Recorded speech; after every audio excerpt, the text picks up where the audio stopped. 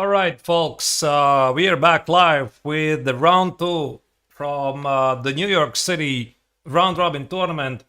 I apologize, there was again small hiccup. It's always something is happening, but it seems that everything is up and running. I again had to change the event because the previous one just died for no good reason. Whatever, doesn't matter. So here we are, and we are ready to start to follow Levy's second round game against James Chirilov. But first things first, who I am? I'm myself Grandmaster Autonations. I've been coaching Levy for the past couple of months. And in the tournament in New York City, which is being held in Marshall Chess Club, this is essentially Levy's fourth tournament. By the way, just a sec, let me see why I'm getting some delay. All right, hope that everything is good. And we are ready to jump into the action. Just a sec, let me check if the video feed is all right.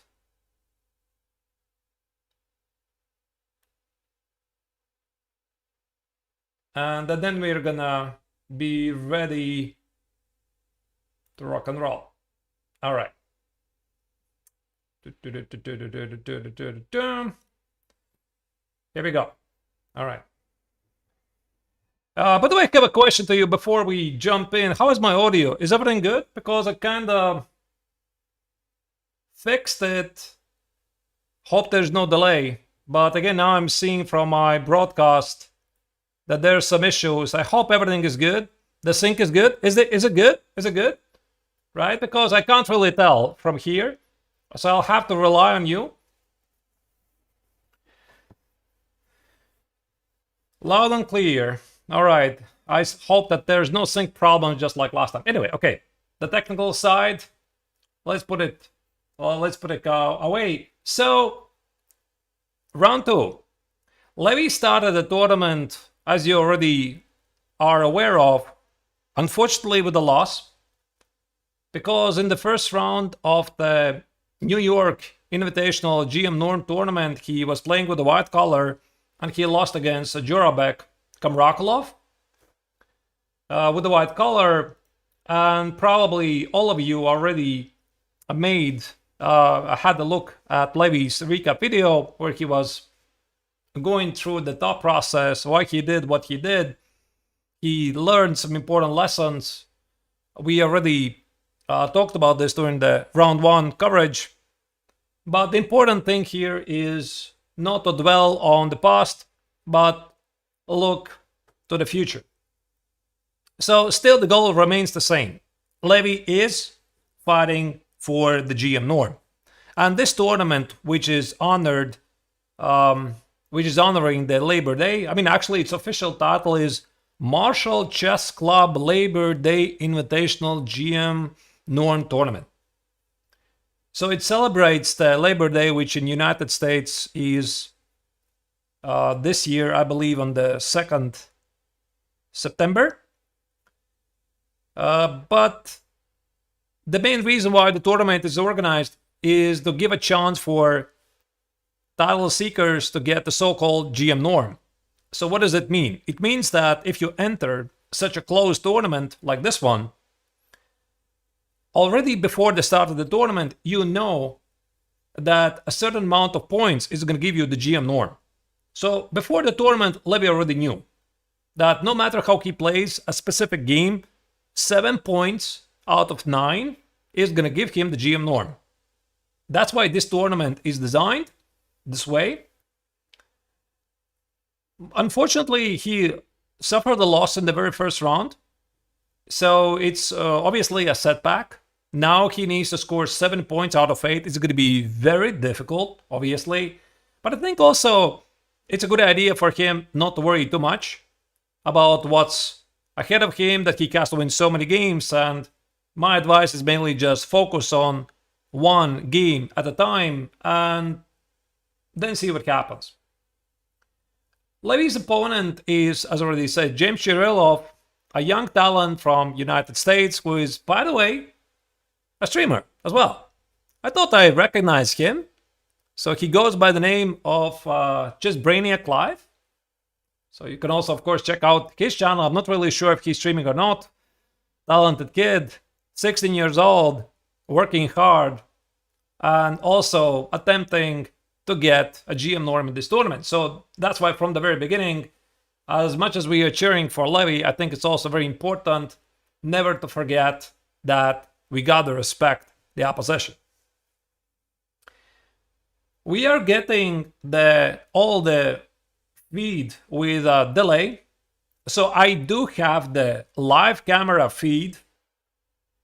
I have the access to it, but the incoming board moves are coming in with a 15-minute delay. Why? This is because of fair play reasons. Maybe I'm going to talk about it a bit later. So there's a 15-minute delay. Obviously, the game already has started. It started at 12 p.m. Eastern Standard Time or 6 p.m. Central European Summer Time. And I will manually adjust the video feed so that it's synchronized. So I do apologize in advance if something quite doesn't work.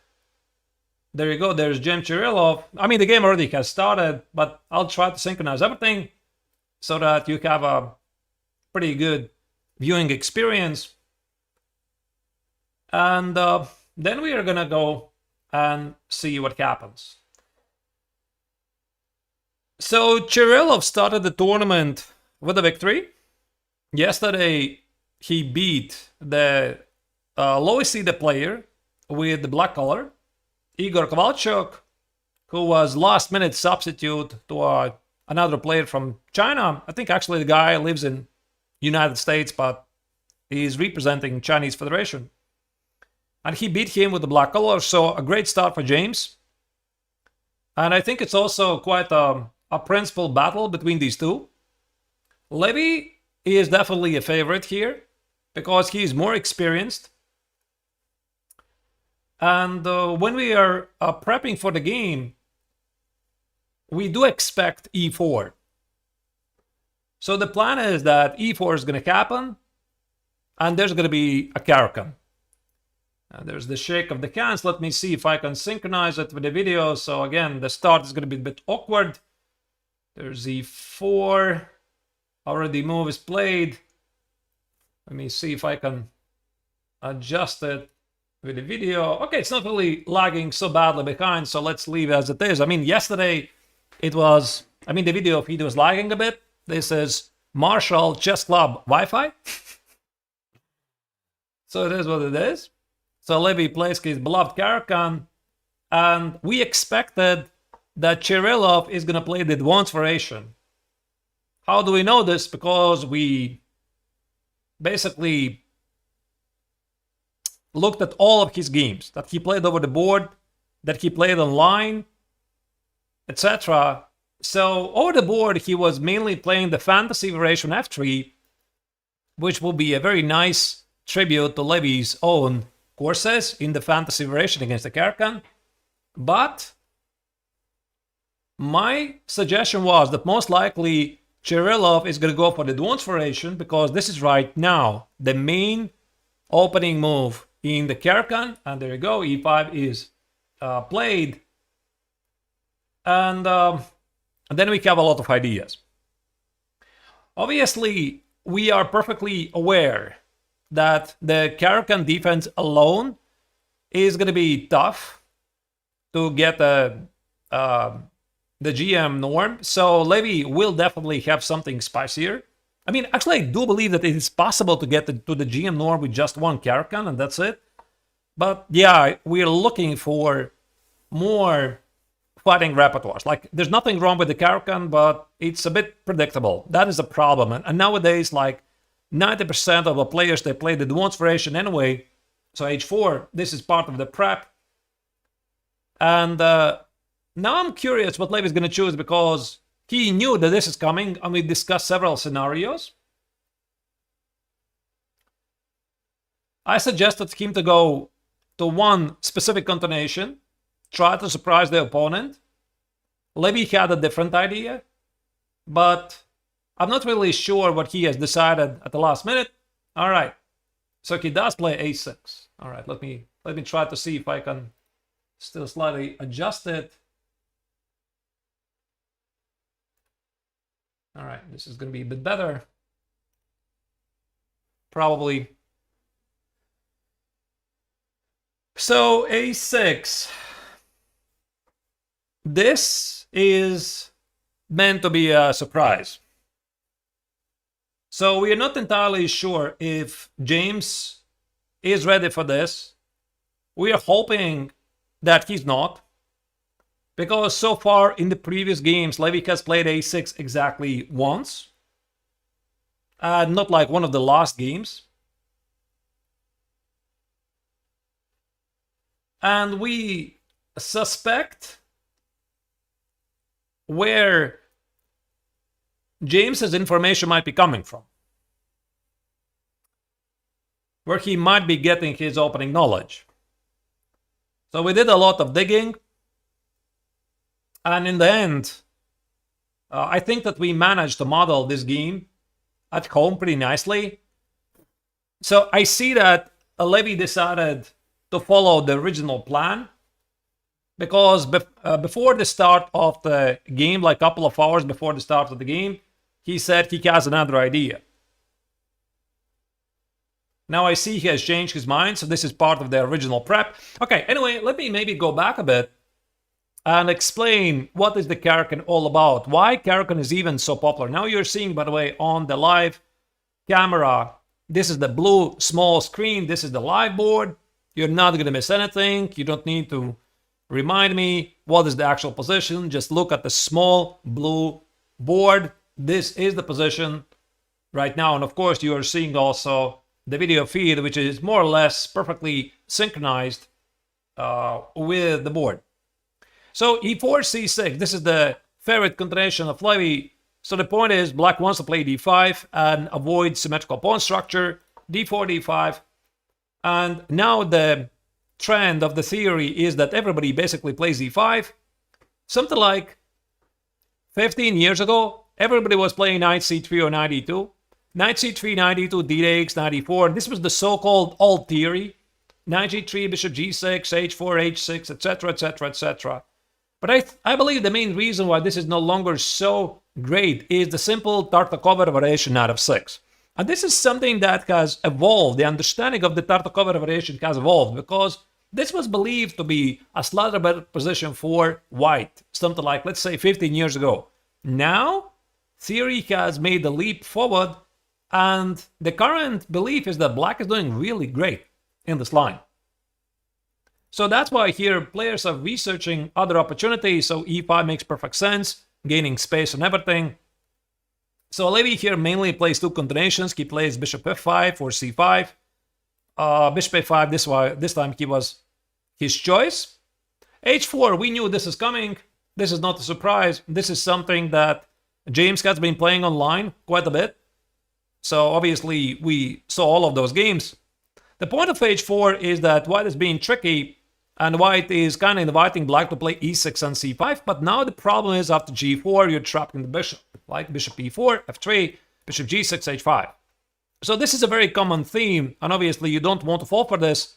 Another way how to make this happen is sometimes you can play knight c3, e6, g4 here, knight e2, h5, knight f4, etc. This is something that Kirillov had played himself as well. We expected that as well. So h4 is his choice. He is not allowing black to play e6. And the camera fails. I hope it's going to come back. This is the Wi-Fi of Marshall Chess Club. So my recommendation to the Marshall Chess Club, have a better Wi-Fi.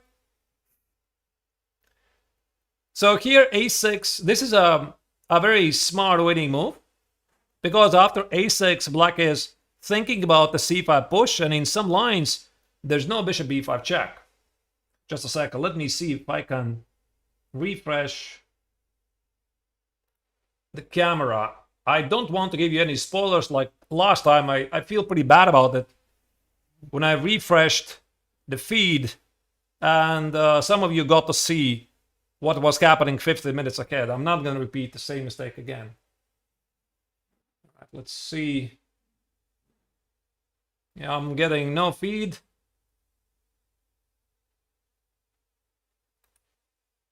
In just a second.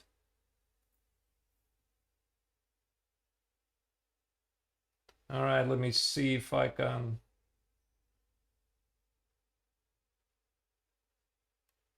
Scroll back.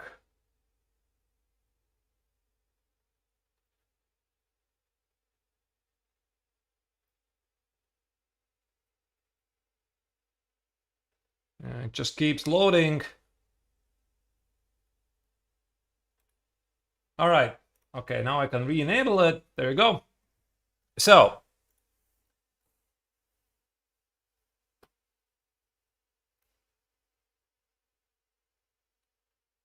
is it fair Levy's coach has the live feed with no delay? No, it's not fair. Not fair to you. What can I say? That was a very funny comment. So the idea here, again, is to play c5 at knight c6 and apply pressure here against the center. There's no bishop b5. That's why this a6 is a necessary move. So, yeah, h5, clearly this is part of the prep. So we expect that this is going to happen. The idea is that white is aggressively grabbing space and then thinking about, again, e6 is a mistake because of g4, you're trapping the bishop, and then basically black has to play c5. So all you need to know, this is homework. Now that I'm thinking, I don't think that there was a single game by Chirlov in the database where he calculated h5. But we made a logical guess that he's going to do this because he was playing on line h4. And it seems that so far the prep is working.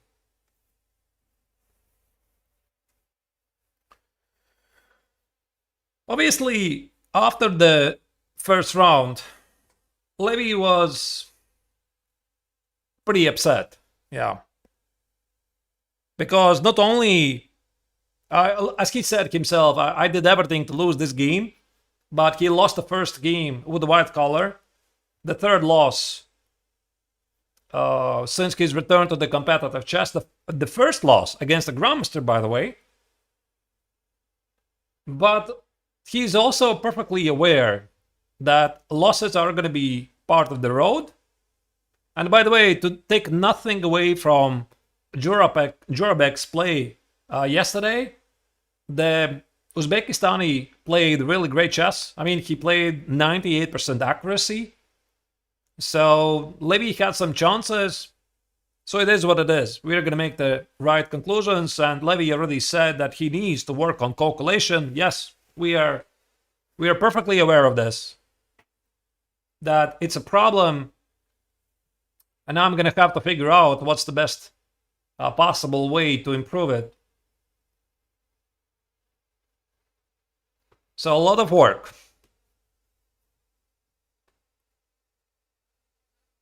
Also want to give a huge shout out to all of the viewers.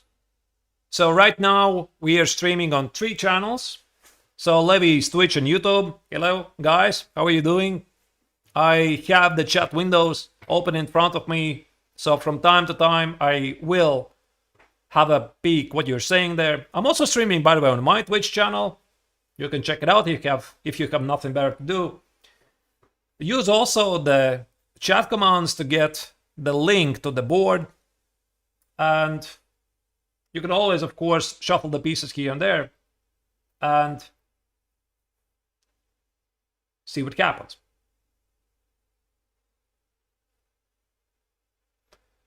YouTube isn't working. No, YouTube is working. It's just there's a new event.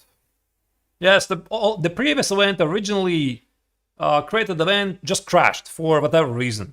I mean, it's always something, you know. I'm not a professional producer. And yeah, it's always something. I mean, yesterday my computer decided to restart exactly at 2 a.m. because there was an unscheduled update to the system. So it's always something. Okay, d-Rex and c5 is played. This is the main move. Again, the video feed is lagging a bit. I'm going to give it a try to catch up and then adjust it again. Knight c6 played very quickly.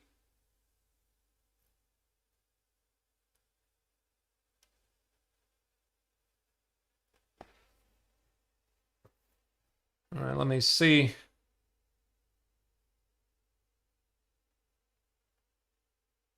Yeah, so the idea of this knight c6 is that the black sacrifices the pawn on c5 to apply pressure against the pawn on e5.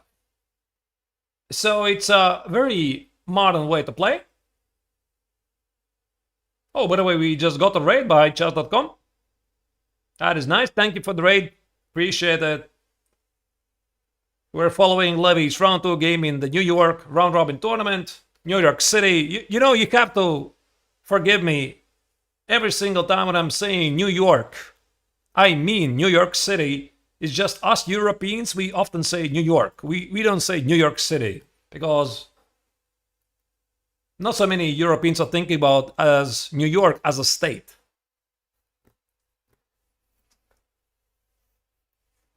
All right. So again, the point is Levy sacrifices the pawn to play it in a very modern way. He wants to take the pawn on e5. There's no bishop b5, pinning the knight. Also, he's thinking about ideas like e6, queen c7, maybe even f6 at some point, apply pressure against the pawn on e5. And this is quite unusual for Caro-Kann to get a lot of unbalanced game. So this was part of the prep that against Chirilov, he should play something slightly offbeat, play something sharper, and then in the dynamics, navigate better.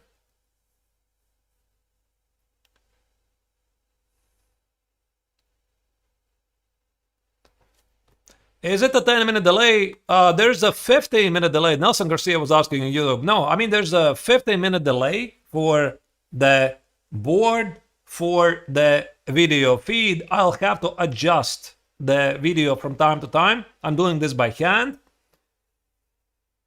But the chat interaction is real time. Everything you're writing, I'm reading real time.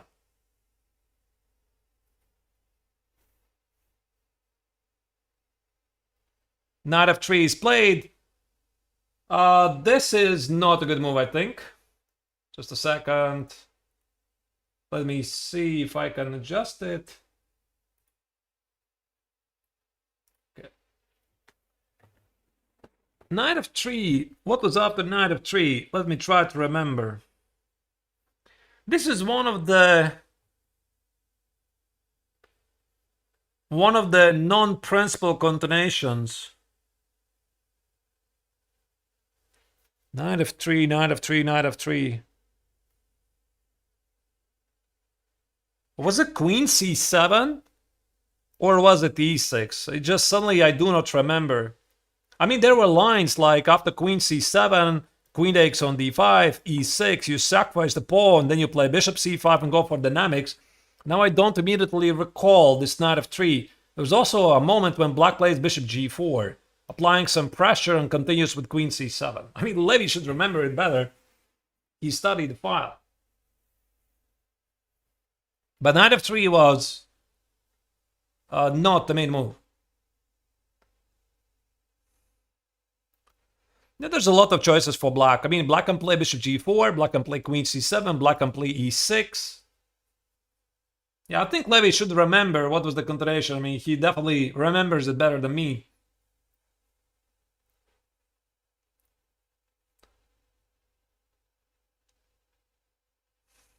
Yeah, by the way, Levy, as Z80 Guru is writing on Twitch, Levy is a Caro-Kann specialist. Absolutely. He knows so much about the Caro-Kann. He lives and breathes Caro-Kann.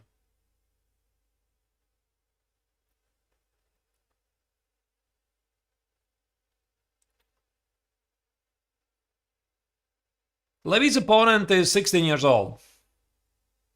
He recently gained quite a bit of rating points. He was just 2100.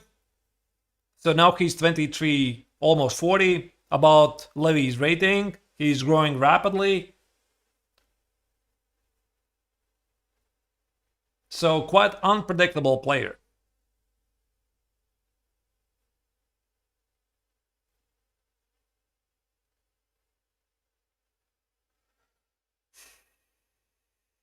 Yeah, Levy's trying to remember.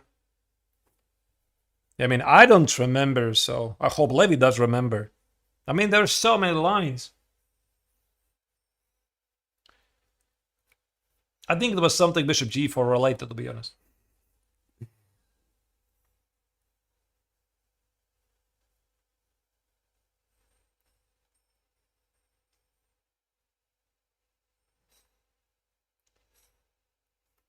All right.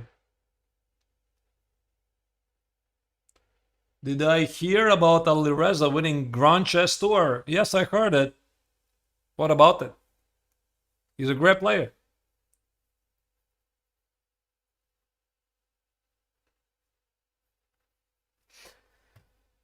All right. How is Levy dealing with his loss? There was a question by Donner. He's good. And in case you watched his recap, and in case you're wondering if I watched the recap, I have to watch all of his videos. So he said that he had a very tough moment during the first round game. Like he was panicking a bit. So old Levy was really fighting to be back. But he managed to overcome this difficult moment, and then something happened. Yeah, this was a really weird moment where he said he was feeling like a deer with headlights, right? I don't know. I don't know what happened there. I'm curious from a psychological standpoint how to work with this. I mean, with every single game that Levy plays, we get a lot more information on things to work on.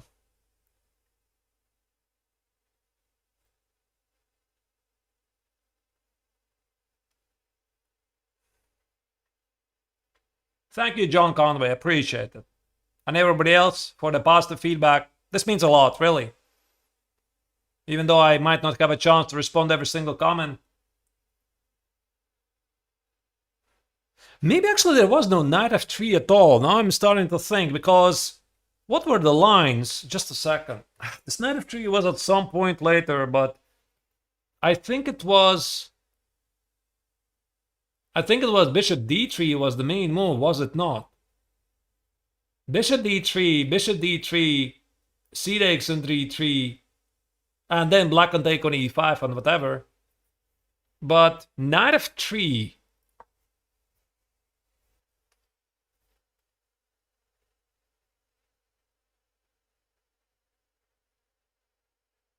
Maybe there was no knight f3 at all. So, yeah, this is how far your preparation takes you. Yeah, at some point, you have to work yourself. So I think what Levy right now is trying to do, he's comparing these variations with something he knows from a different line, maybe try to find a way to transpose. So I don't know, is he going to play here queen c7? There's at least three ideas I see here. So queen c7, sacrifice the pawn. Bishop g4 to go after knight e5. And the third idea I can think about is e6, f6. So this is, by the way, a pretty interesting idea. Queen c7, queen e5, and play e6. So white probably needs to defend this pawn, play something like queen c4, and, for example, knight e5. Knight e5, knight e5, queen e5. Looks pretty dynamic. So the second idea is to play bishop g4. Pin the knight, and let's say white plays something like bishop e2. Now you play e6. You want to take on f3, you want to take on e5, you want to take on c5, and it just feels okay. The third idea might be something like crazier with f6. f6, takes on f6, and maybe not f6 with e5, and bishop c5. Also feels pretty good. So Levy here is, I think, a bit conflicted. What to do? He didn't expect knight f3.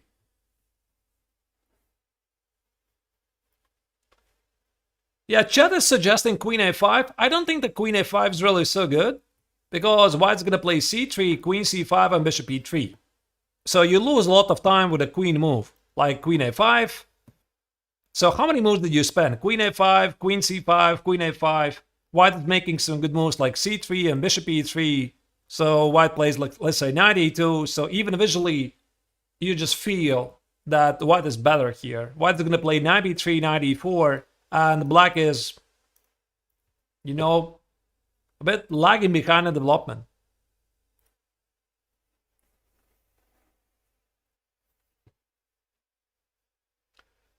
But anyway, I think we can agree on one thing. The opening is a success. Levy wanted to get the sharper game. Mission accomplished. Levy wanted his opponent to get out of the prep. It's done. Now he has to work himself.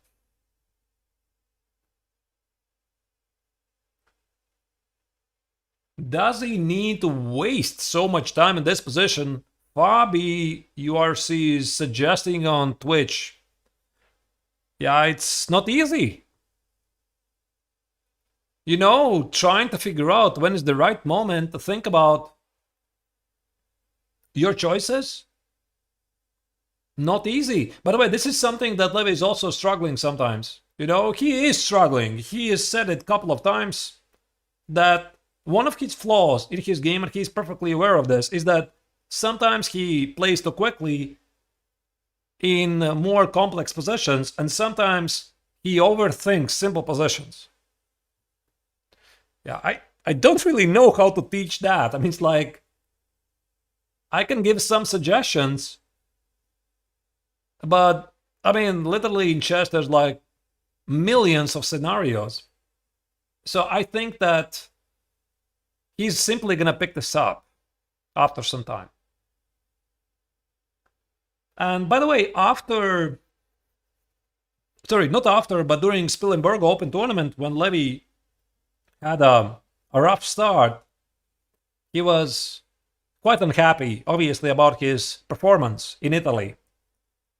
And I reminded him that maybe because of his explosive start in Madrid, and also the amazing success in the New York IM round-robin tournament, where he amassed a total of about 50 rating points, maybe subconsciously he has put his expectation bar very high.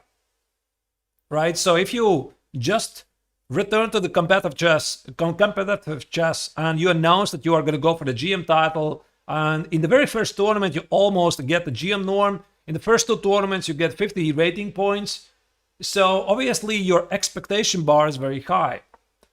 And that's why Spilimbergo was, I feel like, a necessary reality check that there definitely will be bumps on the road.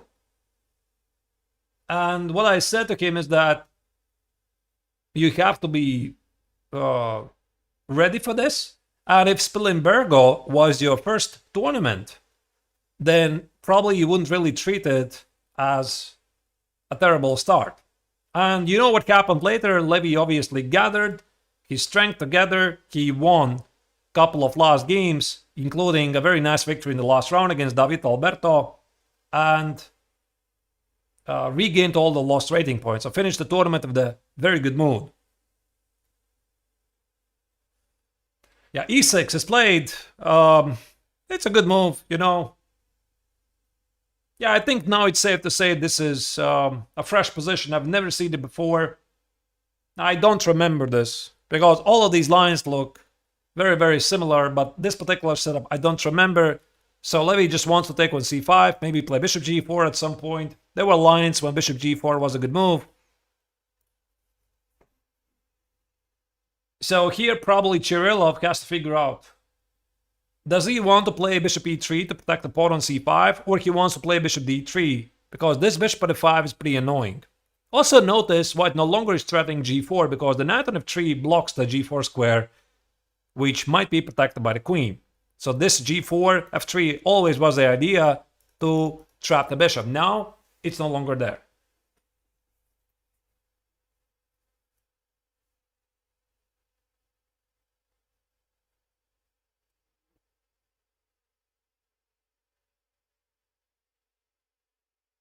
Maybe there was a line. Now that I'm thinking, bishop e3 and bishop g4.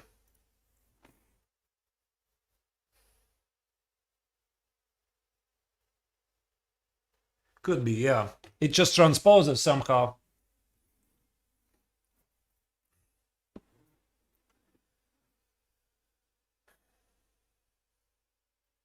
Yeah, speaking about the tournament, thank you for asking me these questions by Brannock Taylor on YouTube. So, the tournament in New York City is 9-round closed tournament. So there are 3 invited grandmasters who are getting conditions, obviously, for coming there and giving a chance for the title seekers to get the GM norms. Then there are 7 title seekers, and Levy is one of them. And they play a round robin against each other. And that's why the actual average rating is already known before the tournament. And for Levy, it's 7 points out of 9 to get the GM norm. Also, by the way, it's important not to forget that even if Levy is not going to get the GM norm in this tournament, there's always the rating. And thinking about the requirements, how to get the GM title, they are 3 Grandmaster norms and a rating of 2500. I do believe that the rating is the hardest part, because Levy essentially needs to gain 130 points more. So it's a long road. It's going to take a couple of years.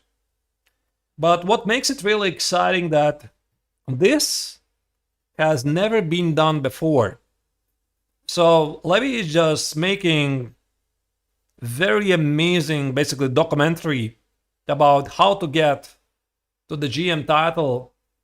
And I think that so many chess fans all over the world can relate to this, right? And I think all of us, we would want to see Levy succeed. And he will succeed. Yeah, bishop e3 is played. The tournament location is Marshall Chess Club. This is one of the most respectable and also oldest chess clubs in the United States. It was opened back in 1915, and one of the how do you call it? Not the openers, but one of the fathers of the chess club was the legendary American chess grandmaster Frank Marshall, many times US champion, who was fighting for the world championship in the beginning of 20th century. So in his name, the club bears the name. So it's Marshall Chess Club. And of course, I would like to give a huge shout out for the Marshall Chess Club and every tournament organizer who is doing this and giving the chance for title seekers to fight for the norms.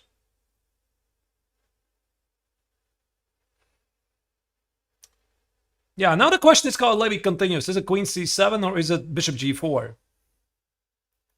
Both of these moves make perfect sense.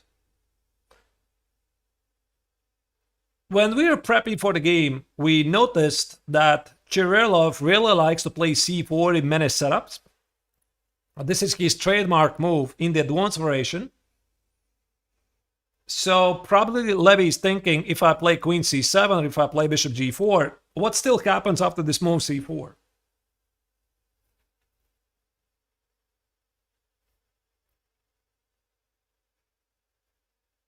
Yeah, I see there's some other suggestions also. Knight g7 is a move, f6 is a move. Yeah, these are moves. I don't argue.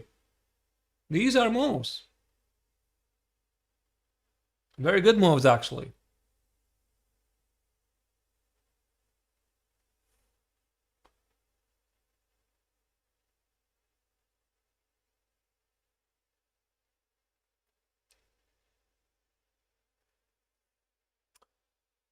Why not bishop takes on c5? Because it's blundering the bishop. That's why.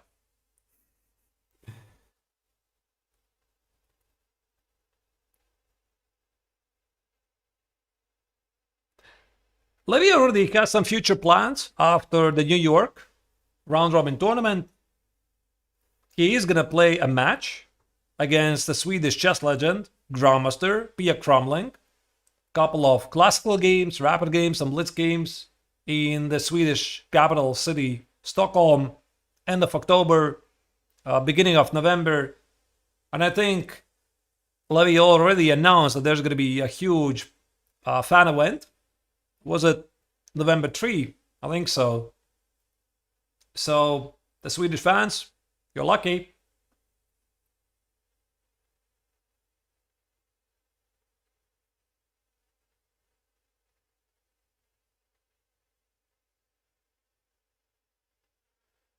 I don't think that Levy's going to play in any other tournaments in September, October. I mean, we have to work on chess as well.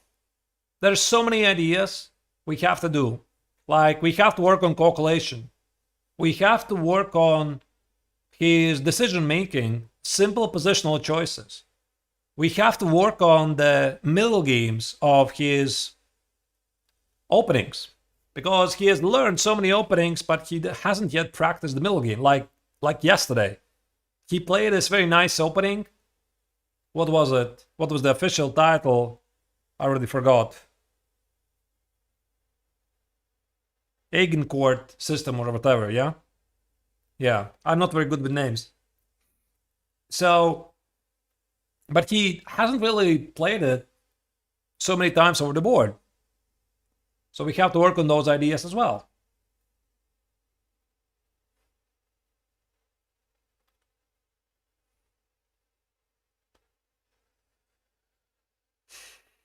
Yeah, Queen c7 is also a move. Yes, Queen c7 is a move. Bishop g4 is a move. f6 is a move. Knight e7 is a move. Queen f5 maybe is not a move. Rook c8 even might be a move. So black is temporarily down a pawn.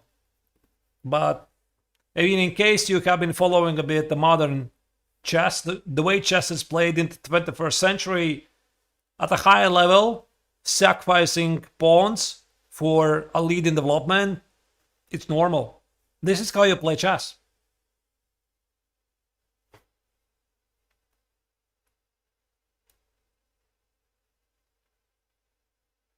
It's pronounced Agincourt. You got it. I have no idea how it's pronounced. So thank you. I'll remember. Does it matter?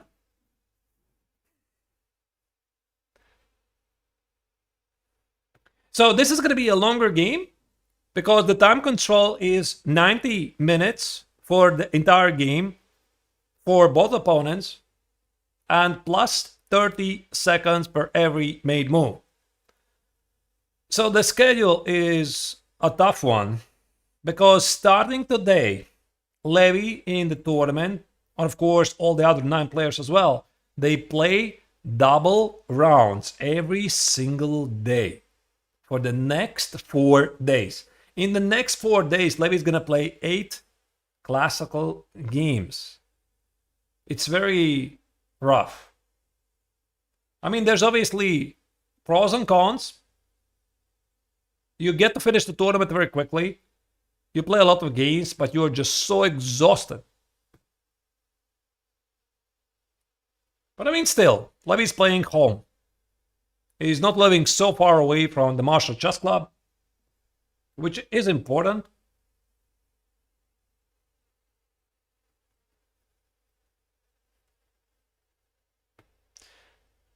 Yeah, by the way, somebody just wrote the stream has not started on YouTube. Alex, We have a new event on YouTube. The stream is running on YouTube. So if in case there's still somebody who is waiting for the event to start on YouTube, the old link is discontinued. There is a new link. Already said this. Make sure you don't miss it.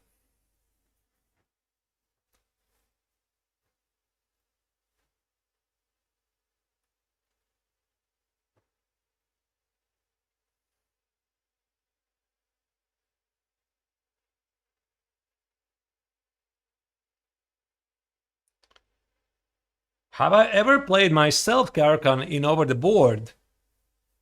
That was the question. Blitz games, I think. I mean, I know Karakan. Part of being a coach, part of the job description is you basically have to know everything. Like, to some degree, you have to know everything.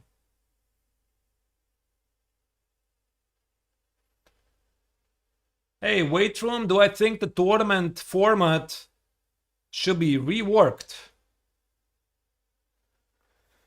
You know, it's a very touchy subject. Because I don't think there's even such a perfect tournament system. So, somebody might argue, I mean, one game a day is the perfect way to play chess. And then you have the second time control, you even have a longer time control, the World Championship time control, whatnot. Yes, it's great. It's awesome.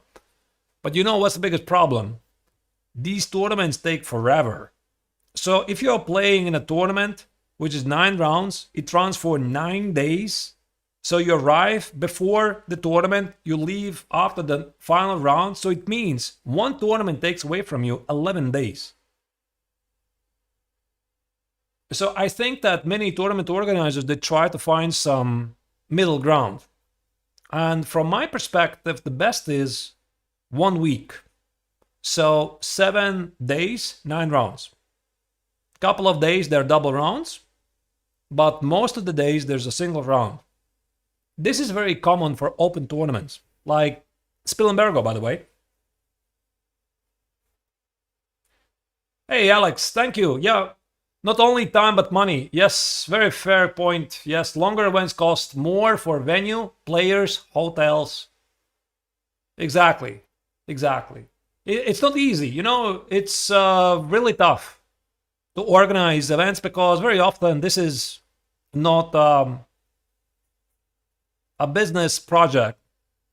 I literally don't know any single tournament, chess tournament, where you can make business by organizing chess tournaments. Mainly the organizers are doing this out of the passion for the game of chess. And I think for this we have to be incredibly grateful to them.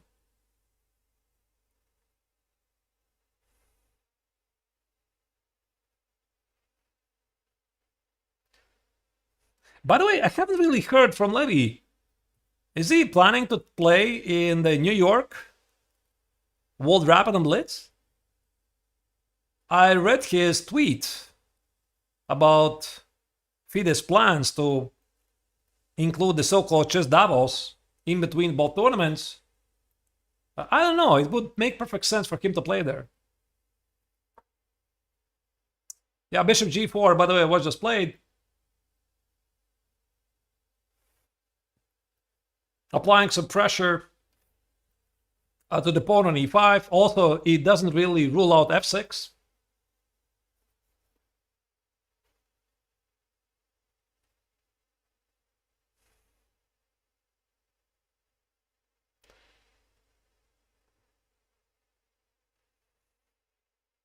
If he gets a wild card,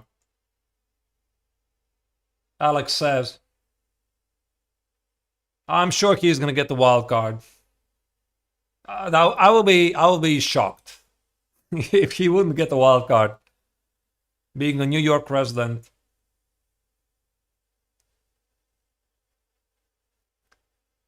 All right.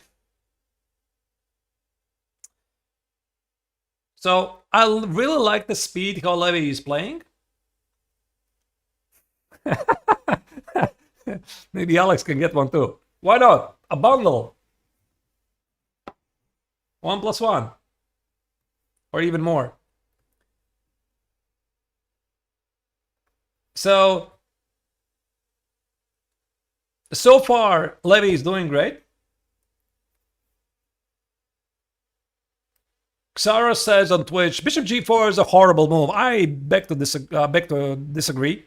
I don't think it's a horrible move. It's a great move. You apply pressure, you pin the knight, you hit the pawn on e5, and you don't really rule out moves like f6 and knight f6. It's a great move. I like it.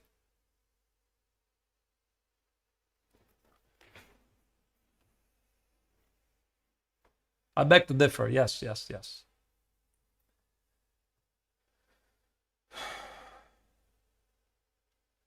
All right.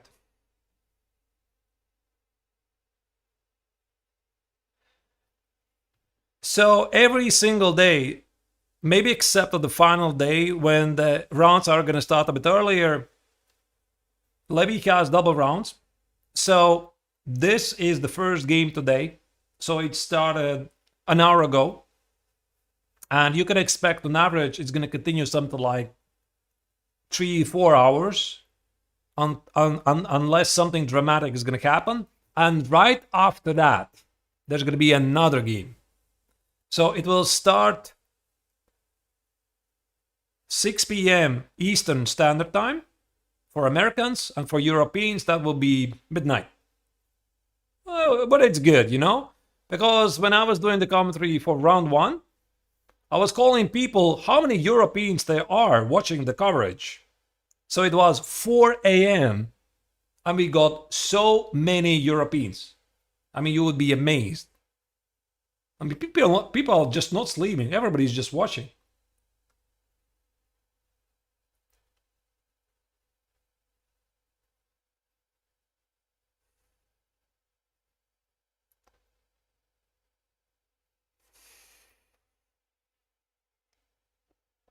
Oh yeah, by the way, one more thing.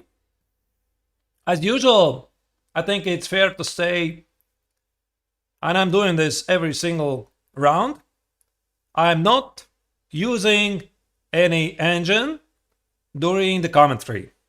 So I'm trying to suggest moves as I see from my perspective. If you want to hear what the engine has to say, you can go to the live board, you can switch it on, you can check it out. I don't really like it as a professional player because very often it just distracts. It really distracts you. And the evaluation bar is meant for you. I don't need it. It's for you so that you understand who is doing slightly better. But again, don't really pay too much attention to this evaluation bar early in the game. White very often is doing slightly better. So I'm saying that Black is doing fine here. So the opening has been a success. Levy got exactly the kind of position he was looking for. The position is sharp, so everything is good. If there will be moments when I'll be completely clueless what is happening, I'm going to announce I'm switching on the engine.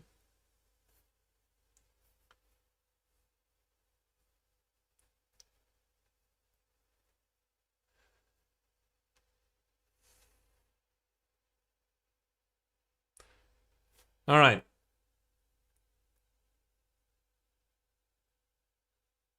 Will we see a day when chess titles can be achieved through rapid and blitz time controls? B-Shot is asking on YouTube. A tournament could take a day instead of 7. Actually, it's a fair question. I think that FIDE just did something like this. So FIDE has this... How is this thing called? I don't know. Nobody plays there. This online arena. And they have these titles like Arena Candidate Masters, Arena Grandmasters, etc. So it already exists.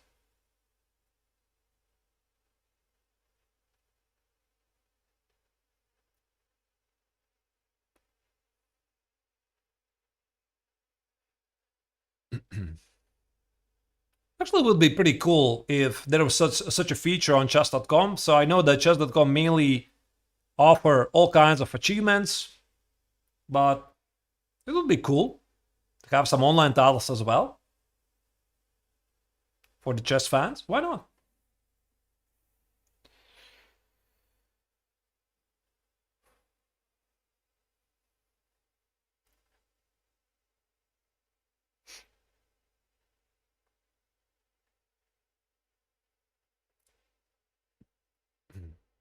How long have I been a GM? Vivid Waltz is asking on YouTube. More than 10 years. I got the GM title pretty late, at age 29. I was not really playing competitive chess for a good 7-8 years. I had my reasons. And that's why I think this might have even played a role why we started to cooperate together with Levy. Because he also was not playing competitive chess for a while. I mean, he's obviously full-time content creator. And I definitely can relate to him.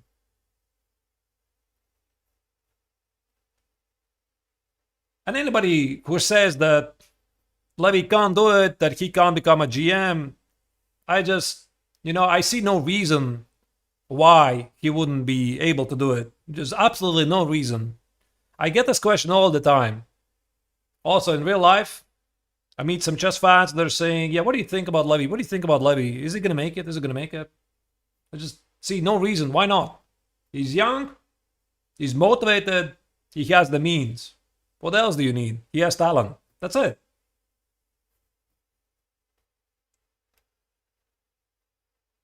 And I would like also to bring up this one thought. When we were doing the Spilimbergo tournament coverage, and somebody asked, not asked, like kind of suggested, and the idea was this: imagine the thrill, the moment when Levy is gonna get the GM title. It's gonna be such a celebration, etc., etc., etc. Actually, I kind of disagree. I mean, obviously, it's going to be a great moment, but it will be already a culmination, don't you think? I think actually what makes this entire road amazing is the actual road, the path to the Grandmaster title. So you're right now watching the best moments of this road. So this is, I think, what makes this so exciting. How did he get there?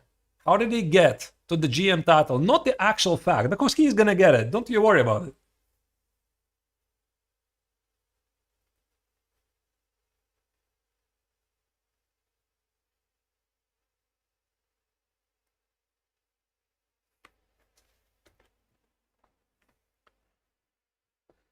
All right.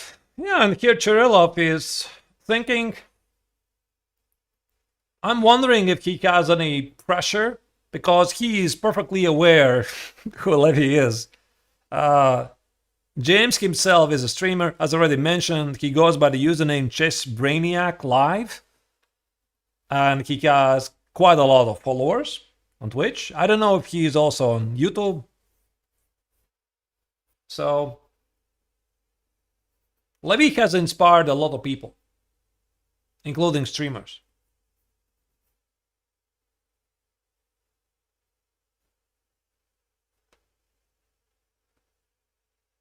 What are the candidate moves for white? All right.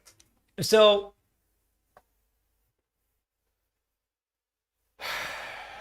okay, there you go. C3 was just played. I suppose C3 opens up the possibility to play Queen A4, and that's why I don't think Levy can really play Knight A5. Oh, maybe he can actually. Knight E5 with the idea to meet Queen A4 check. The problem is Knight C6, Knight E7. The bishop is under attack, but he could play Queen D7. And now that I'm looking at this position, this looks very, very similar to Levy's game against Livia Jaroka from Spilimbergo Open Tournament. So those of you who are following the game, you recognize this maneuver. I really don't remember what were the moves in that game. Let me try to remember. I think it was something like e4, c6, d4, d5, e5, c5, knight f3, bishop g4, d takes, a6, something this, something here. And there was a moment, okay, I obviously don't remember. There was a moment when Levy played queen a4. Levy grabbed the pawn on e5, and after queen f4, he played queen d7. But okay, it doesn't matter. I don't remember this already. So all I'm saying is that queen a4 is a possibility.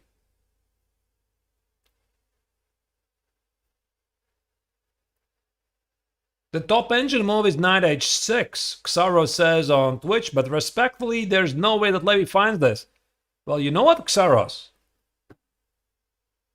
I think there was one line in the file with a bishop on g4 and a pawn on h5. I recall knight h6. So you're saying that there's no chance that Levy is going to find it. I would say that the chance is actually pretty realistic, because it feels very similar to that line. Like knight h6, you want to play knight f5, apply some pressure. You want to kill off the bishop, which protects the pawn on c5. And if white takes on h6, g takes on h6, this opens you possibilities like bishop g7, rook g8. And I think that white is going to miss the Doxwa bishop. No, knight h6 is definitely findable.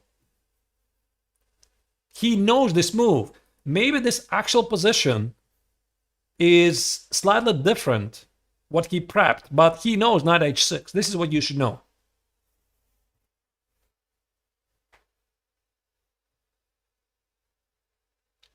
I mean, he might be tempted. He might be tempted to play something else, because there's some other similar lines with queen c7 or f6 as well. But I think he's going to play knight h6, because it looks awfully similar. And somebody already wrote on Twitch chat, knight h6 is in his own course. You probably refer to the Chesley, right?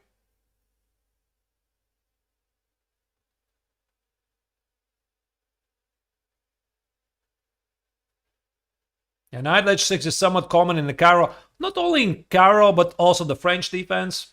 The point is that if you put the knight on a more traditional square on e7, it blocks the bishop. It also allows white to push the pawn forward, h6. So it closes the queen a bit. So there might be differences. Like, for example, okay, maybe it's not a great example, but for example, white has access to rook h4. Yeah, I'm hitting the bishop, and you basically have to take it. So one of the difference here is that if you play knight h6, there's no rook h4, because now your rook is hanging. There are nuances.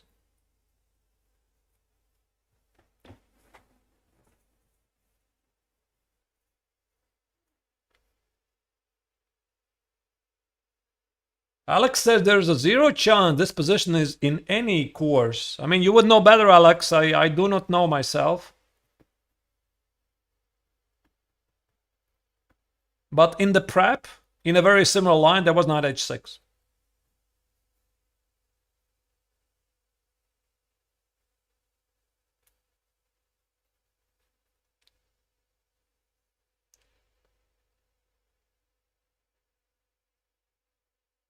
Yeah, by the way, Alex himself, who goes by the username of Manbunovic, maybe you are not really sure who is the Alex I'm talking about, one of friends of Levy, he's here in the chat. So he's also a big expert of the Caro.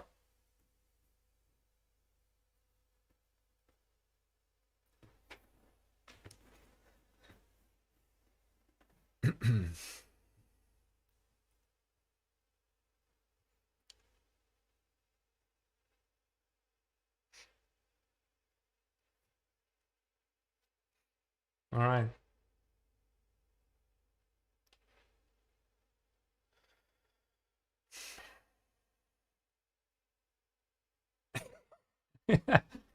Alex is also in the tournament, but your game is at 6 p.m.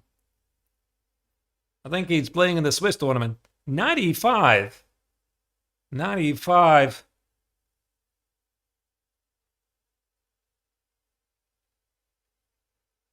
Okay. Why this is a mistake? It looks pretty okay move. This looks very similar to the game against Yaroka. So again, let's check a couple of tricks. White could have played knight e5. Knight e5, bishop d1, you lose the queen, and sometimes there would be checks on b5. For example, with the pawn on e7 and the pawn on a6, bishop b5 check would be lethal. You could have blundered this. That's why it's not going to work, so most likely queen a4 check. And against Yaroka, Levy already played queen d7. He already did this. Now you see this a6 is stopping white to play bishop b5. So you could take on g4 because the knight is protecting, so most likely queen d7, knight e7. You're hitting the pawn on c5. And let's say b4. I don't know. The game continues. You know why I think that the engine marks knight e5 is a mistake? Because knight h6 simply was better. Knight h6 according to engine was simply better, so maybe at a deeper depth, knight h6 gives black a small advantage. And after knight e5, the silly engine says white is slightly better. That's it. It just results in a mistake, but it's a very normal move.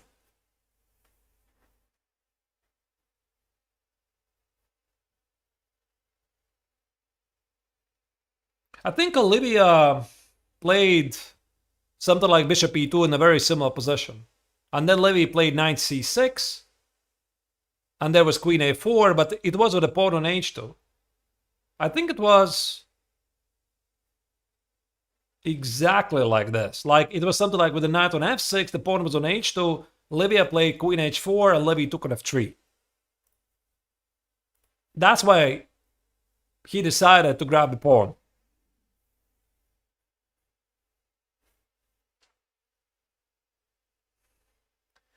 It's a bit shame that he did not pick up knight h6, because knight h6 was feeling pretty dynamic, keeping a lot of tension. What I don't like about knight e5 is that it kind of releases the tension, but it's not a bad move. It's an okay move.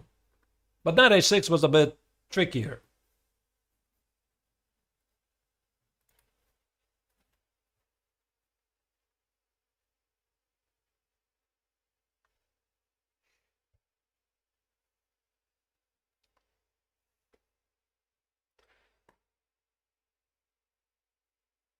Maybe he remembered queen a4 lines and remembered he'll be more or less okay. Yes, definitely. As there's a suggestion by Trickdin on Twitch. He's trying to play something familiar.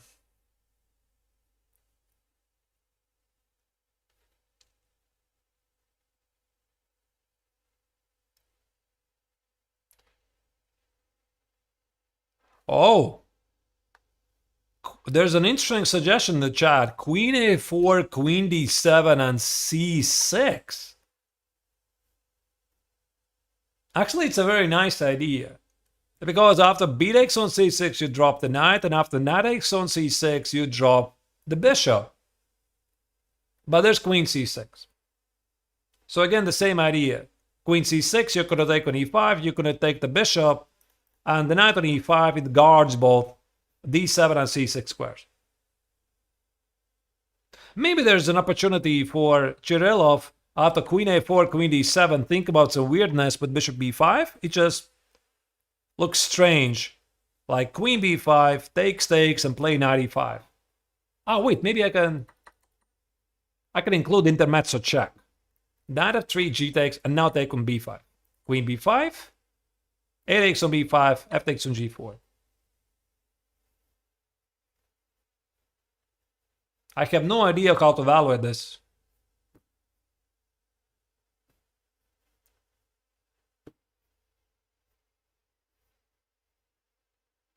Looks pretty unclear. White could play b4 to secure the pawn. The pawn on a2 is under attack. The pawn on b5 is a weakness. Who knows? Yeah.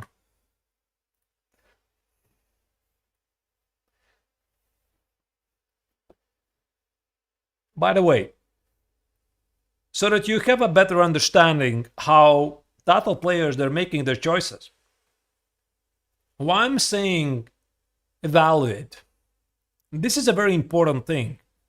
You evaluate what you're seeing in the very end. So imagine this right now from Kirillov's perspective. So James is looking at this position. Obviously, he sees queen a4. He sees it. So he's looking at queen a4, queen d7. Let's say he's thinking about queen d7, knight e7. He's thinking about whatever. Let's say b4, bishop f3, g takes on f3. Do you know what is the hardest part? The hardest part in chess is to correctly evaluate this position. Am I better? Am I worse? What's going to be my plan? So you evaluate this position correctly. Then you choose something else. Like, let's say bishop e2, knight f3, bishop f3, bishop f3, queen f3, queen c7, let's say b4. You evaluate this position again. And now comes the hardest part. You compare. This is what makes players really good. Because I believe really that good players are always choosing. They're not playing anything randomly. They're looking at several combinations, several plans, maybe based on gut feeling or based on pure evaluation. They make their choices. That's why grandmasters are grandmasters. They evaluate things more precisely. They understand positions a bit better, calculate deeper. And Levy's getting there.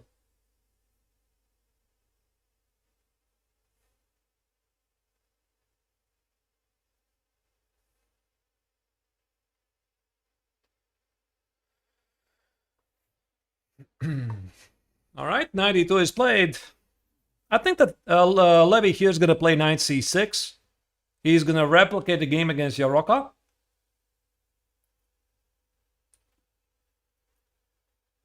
Stormerd is asking on Twitch, am I good at chess?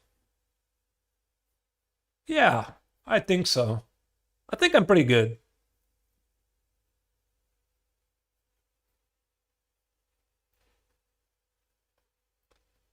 So against Yaroka, this already happened, knight e7. And then Yaroka played his queen a4 move, which in that game was not the best move. So also Cirillo probably is pretty happy about this position because he saw the game against Yaroka. He was wondering if Levy is going to try to replicate the game.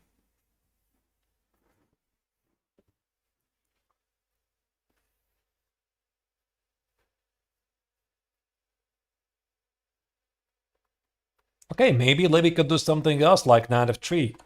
Knight f3, knight f3. Queen a4 check is a problem. Actually, quite a big problem. Because it's a check and your bishop is hanging. So you play knight f6. This could be a problem. You play queen d7. Take it. Or maybe even, I don't know, some queen moves so that knight e5 is the threat. Something queen f4, I don't know. But actually somehow I think that knight c6 will be Levy's choice.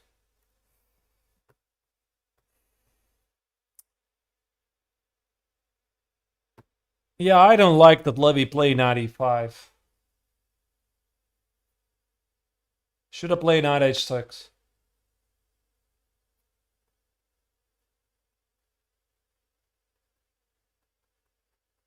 But what's done is done.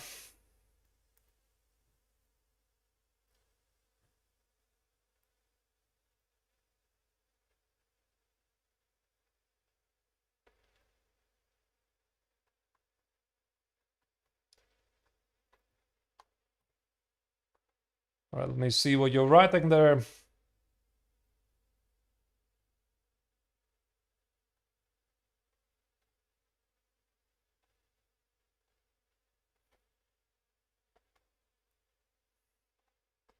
What is my rating?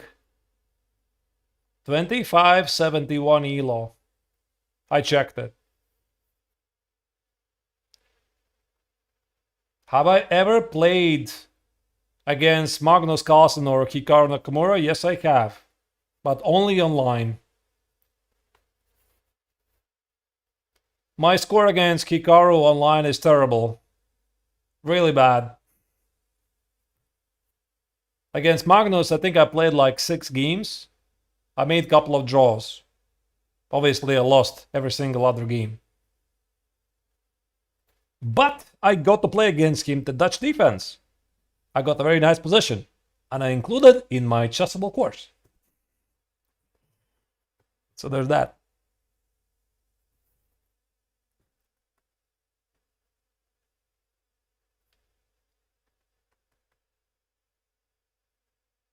So for the moment, Levy needs to figure out how to deal with Queen a4. My suggestion is play knight c6. And I think that Cherylov will remember that Queen a4 in a very similar position was a mistake that Jaroka did. So he's going to play something else. He's going to play something like b4. Like b4, knight f6. Yeah, by the way, but... yeah, it's... again... So the game in question. In Spilimbergo, one of the games, the pawn was on h2. And Levy had a knight on f6. And Jaroka played queen a4, which was a mistake. According to an engine, and Levy got a very nice position. The game finished in a draw. Now, I'm going to tell you honestly, I do not understand how h4, h5 changes things. Because again, if James will play bishop e2, which was the top continuation of an engine in the very similar position that Levy played against Levy, the pawn was obviously not a target on h5. So knight f6, and suddenly this might change things. So white needs to take care of this pawn, maybe play h6, and whatever is this. So maybe actually after knight c6, Cherylov has to play queen a4. Hitting the bishop, threatening to play knight e5. There could be some crazy stuff like knight f6, knight e5. Oh, wait, it doesn't work. Takes. I wanted to play queen d7, but I realized bishop b5 is very nasty. You cannot take it, the rook on a8 is under attack. And the bishop on h5 in this line is always under attack. So that's a problem. And the bishop is under attack. So maybe he has to take it. And now play knight f6.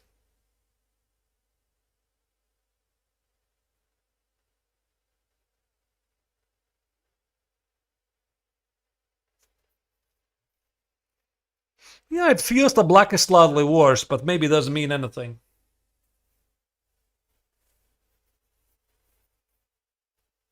Still a very complex position.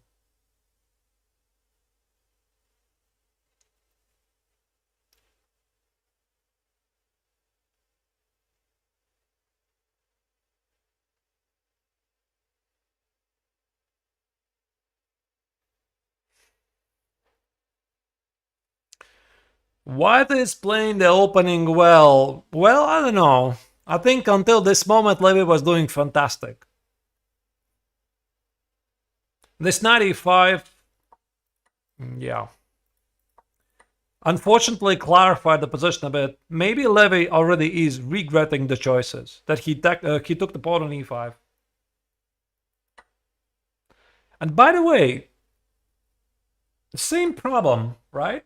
I think it's the same problem again. He played this move very quickly. And we have to find a way to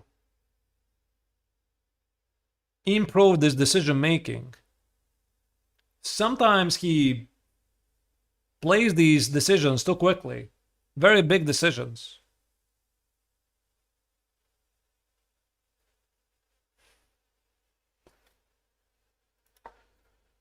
All right. Oh wait, there's also 97. I'm sorry, I'm silly. I'm completely forgetting about 97 move as well. Not knight c6, but 97 is also a move.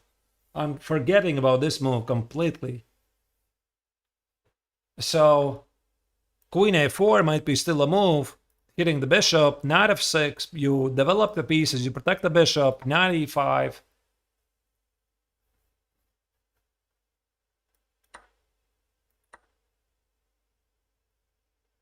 There's no bishop b5 anymore.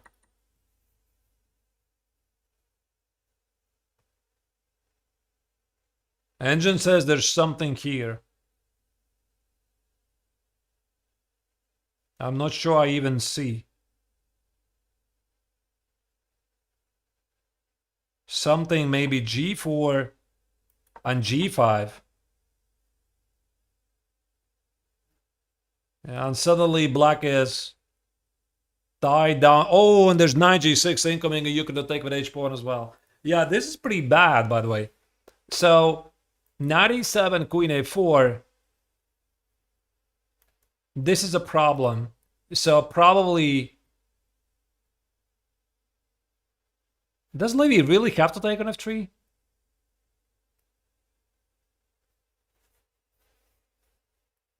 Or maybe he can complicate the game with something like bishop f5, running under g4. The bishop has nowhere to go. Yeah, so queen a4, bishop f3, knight f3.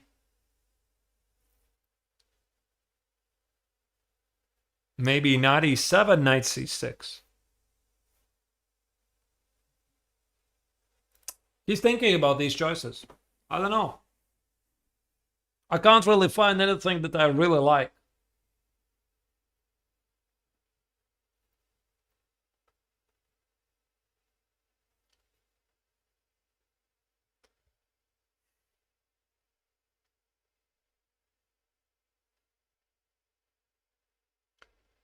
Could black play rook c8? I saw the suggestion a couple of times. I don't really see why would Levy here play rook c8. I mean, he could play rook c8. The knight on e5 is under attack in some lines with queen a4.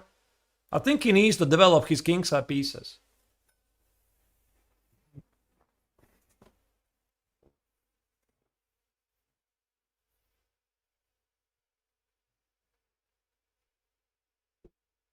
Very big decision.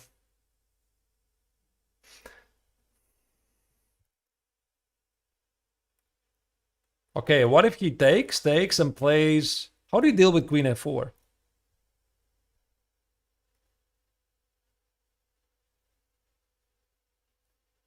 Queen d... No, just queen d7 feels weird.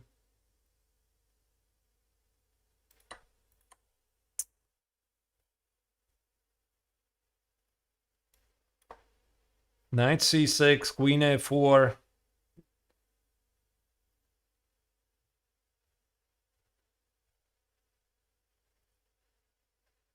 I think he's gonna have to take.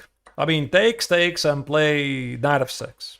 I just can't find anything better. And play a slightly worse position. So white could be playing knight e5. Levy could play queen c7, knight c6, queen c6, something like this. Of course, I mean, white could try to improve the game, somehow play bishop f4, threatening with some 9g6 stuff. The game could get really wild. Takes here. Whatever, queen b6, bishop f2, queen b2. Sacrifice the rook at h8. So I think this is the best he can do. Knight c6, queen a4. If queen a4 is going to happen, of course. Bishop f3, knight f3, and go for development. Put the knight on d7. Cover the diagonal. Hit the pawn on c5. And then after knight e5, play queen c7. But of course, I mean, James could just play positional move bishop e2.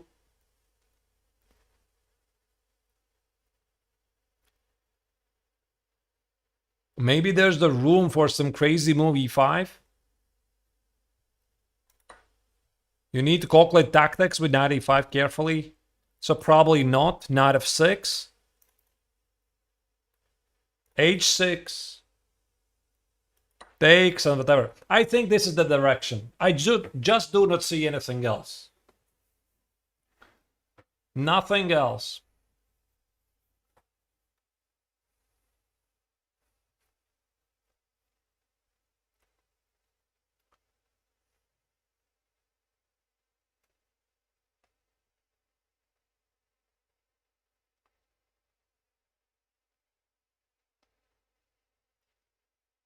Is pawn h6 a move? No, it's too slow.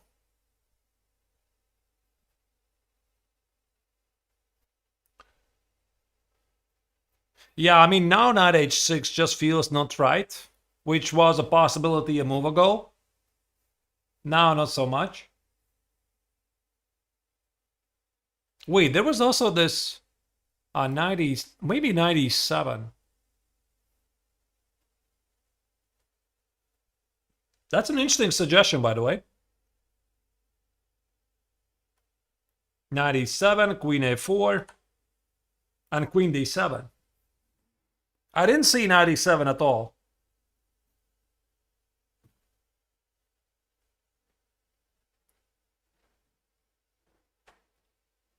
Knight d7.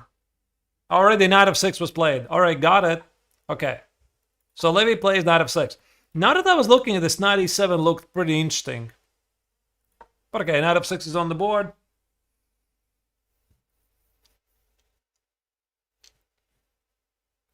Let me adjust the video a bit.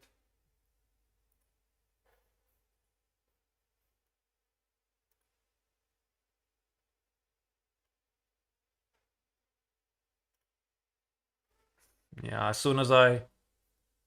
Okay, there you go. Now the question is Chirilov gonna play queen a4 where he's gonna do something else?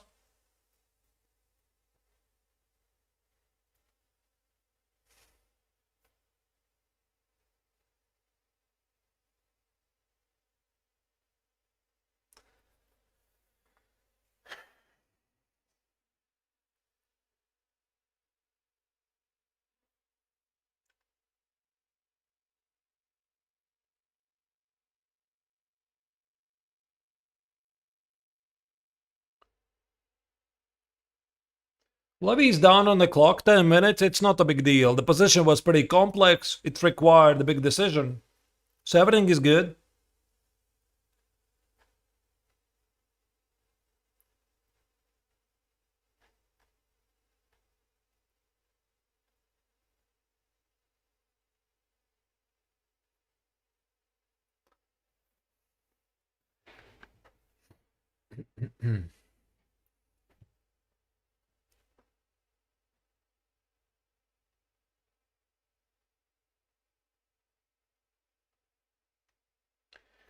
All right. Okay, listen, I'm gonna make a very short break, be back in a minute, all right?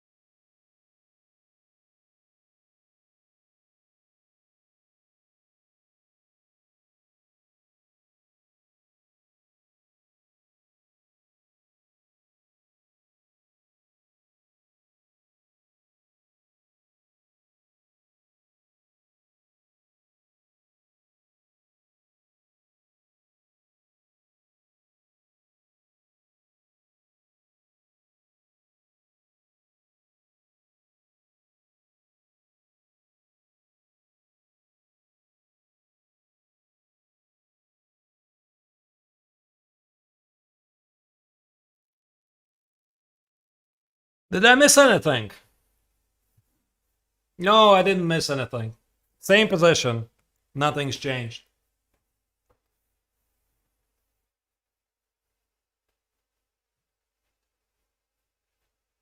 People like my shirt. I also like it. That's why I wear it.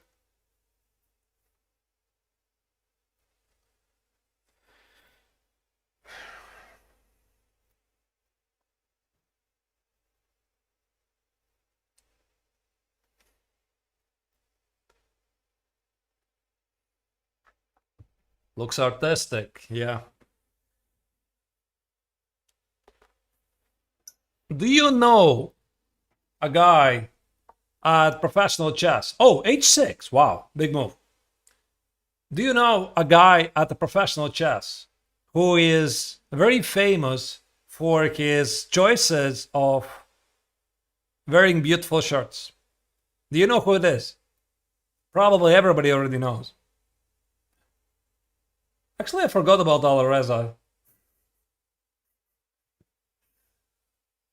There's just one guy. Just one. I forgot about Alireza, so he doesn't count.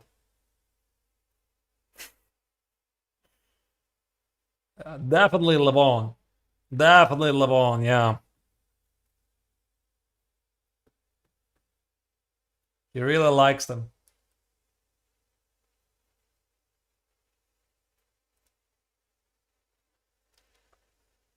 H6, yeah, now the position becomes a bit sharper. So Levy should be pretty happy to see this move. This means more unbalances. The game becomes pretty wild. But again, the thing about wild positions is they require more calculation.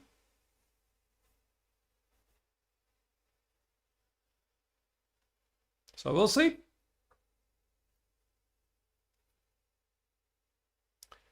Doesn't h6 allow evacuating the e5 knight to g6 instead of c6? Yeah, there's so many things that are changed with the move h6.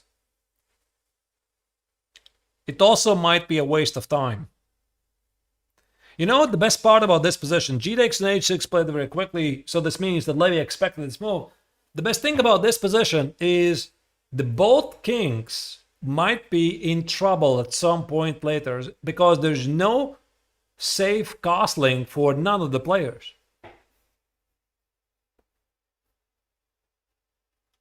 This means it's going to be sharp. By the way, bishop takes on h6, you need to watch out bishop c5. A minor little thing, but it's there.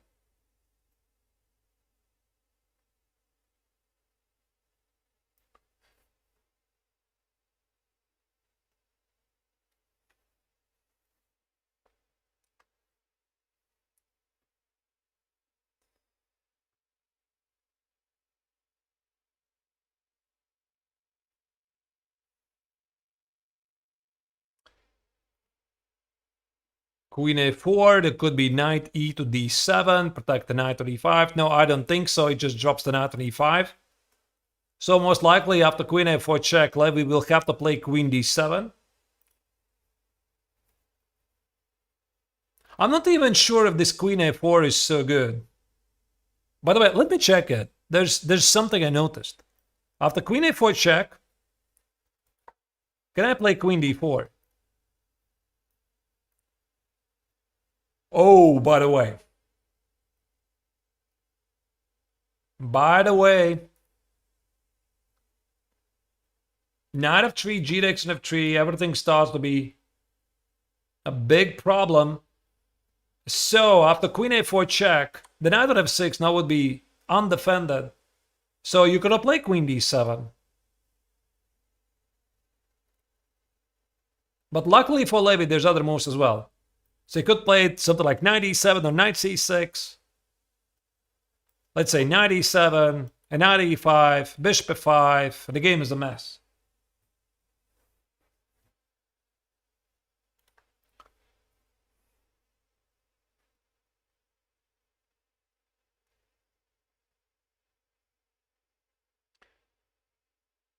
Right.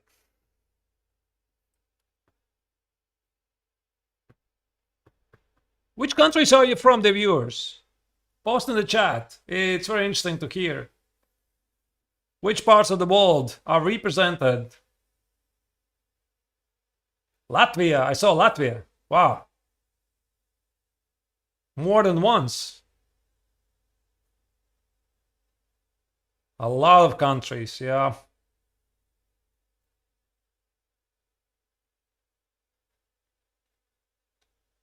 There's something like 50 countries at least. I lost the count. Oh, and there goes the YouTube chat.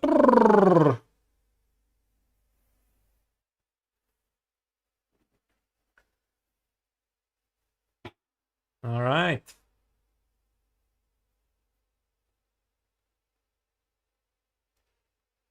Even some very exotic countries I've never heard before.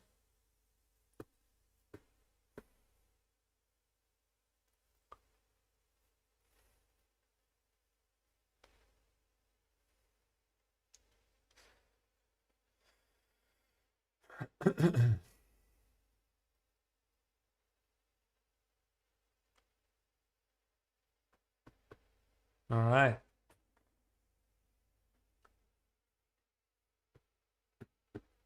I also see fellow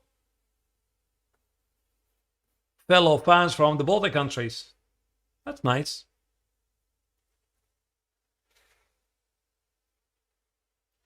By the way, the video is lagging a bit again. It's buffering. I'm gonna try not to touch it.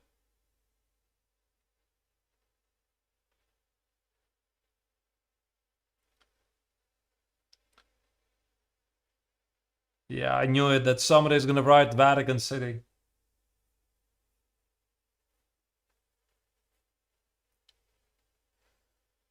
Do I ever swim in the Baltic Sea? What kind of question is that? Of course I do. It's a very nice sea. The only one we have here. So in case somebody doesn't know, especially some of the American friends, maybe they don't know where the tiny little country Latvia is. We are next to the border of Russia. So picture yourself, Sweden, Finland, somewhere there, next to Russia.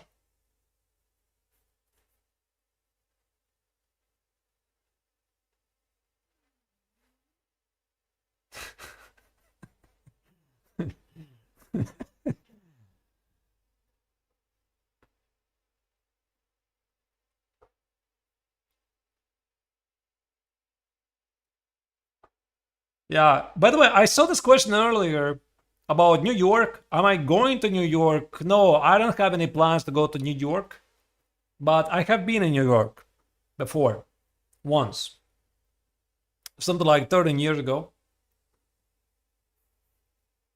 And there was a plan earlier this year to invite Levy to Riga, because in Riga we have Riga Technical University Open, which is usually held the second week of August in the exhibition center of Kipsila. And he was pretty excited about it. And he originally was planning to come here, something like 5-6 years ago. He could not at the last moment because he got sick and he had to cancel his participation. And also this time, unfortunately, he could not come. So it would have been really amazing opportunity for the Latvian fans to see him and also for us to work together over the board. But there was something going on in New York City, so he couldn't leave. And that's why instead he chose to play in Spilimbergo. I got this question a couple of times when Levy's going to Latvia. When Levy's going to Latvia, he wasn't invited to Latvia. He wanted to go. So maybe next year.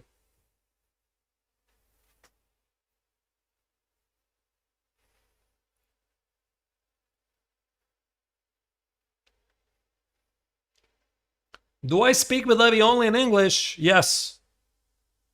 Levy speaks also obviously Russian. It's his native language. We could speak also in Russian, but we do not. We just speak in English. We could easily speak in Russian as well. No problem.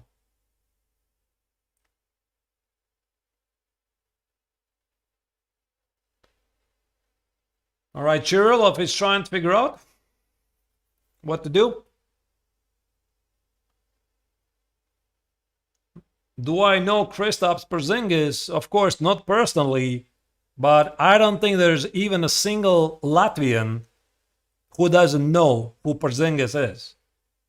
So maybe there is somebody in the chat who doesn't know who Porzingis is. He's NBA champion, that's who he is. He won the championship this year. He beat Mavericks. Boston Celtics beat Mavericks 4-1. Who do you think I was cheering for? Actually, it would be pretty great, you know. We had the discussion with Just.com. I mean, not quite a discussion, but I saw a picture of Porzingis playing chess last year. I think it was last year when Latvia was coming back from the FIBA World Cup, where we finished in the 5th place. And Porzingis was caught playing chess. So I passed this picture to chess.com and said, listen, guys, I mean, you should organize some kind of NBA PogChamps edition, because Luka obviously has his own bot.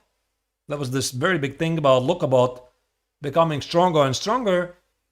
So they should continue the rivalry at the chessboard. I would like to see that happen.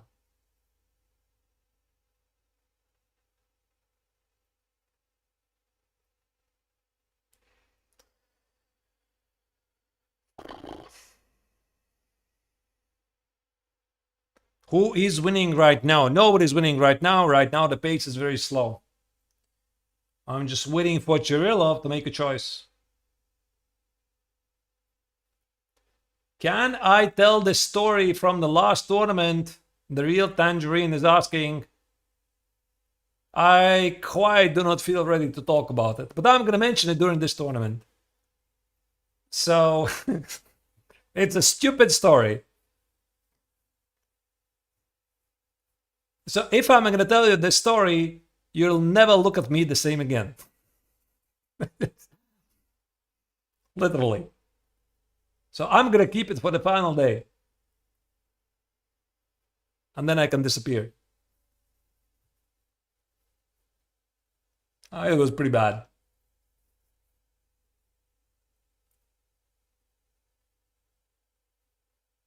You'll have to wait.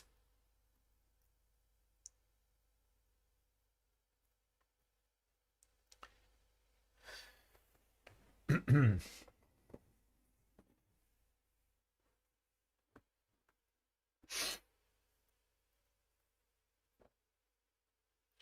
I commenting both games? Yes, I am.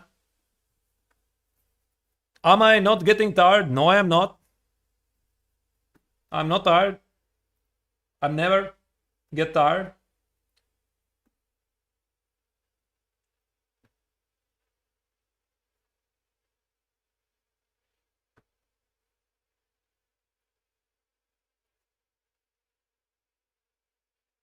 Coach is reading Twitch chat only, folks. Krona writes on YouTube. Wrong. I just read your comment. I'm reading your comments as well. I mean, I have to. Basically, nothing is happening right now in this game.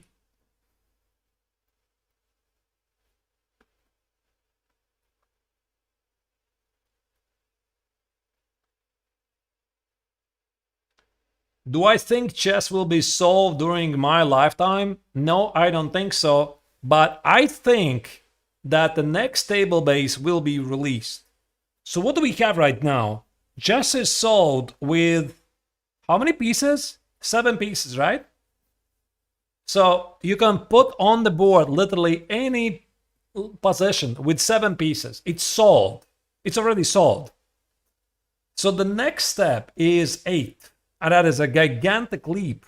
I think 8 will be possible. But after that, quite unlikely. And chess has 32 pieces. So do the math. No, I don't think so. That during my lifetime or your lifetimes, chess will ever be solved. We are safe.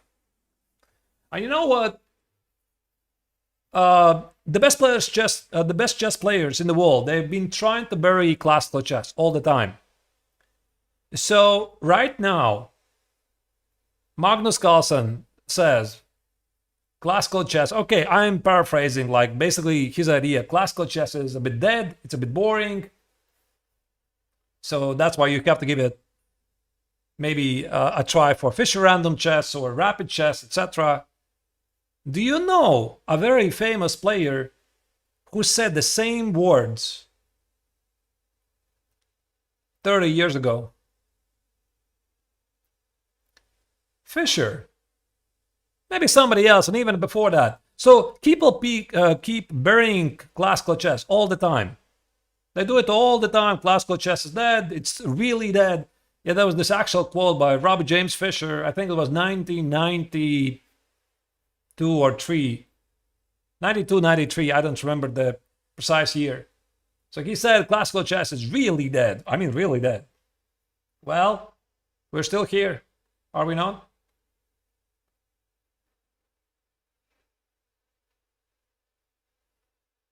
It's just the understanding of chess evolves all the time. So many players know how to play chess at the highest level. The competition is insane. But we're still good.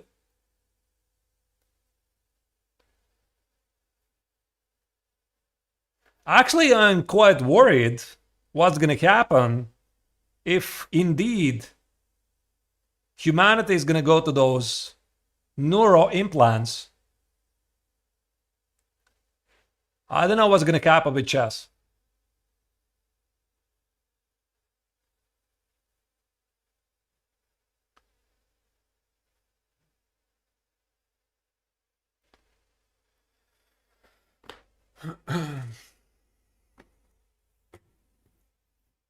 But I think it's still not there yet. So we're safe.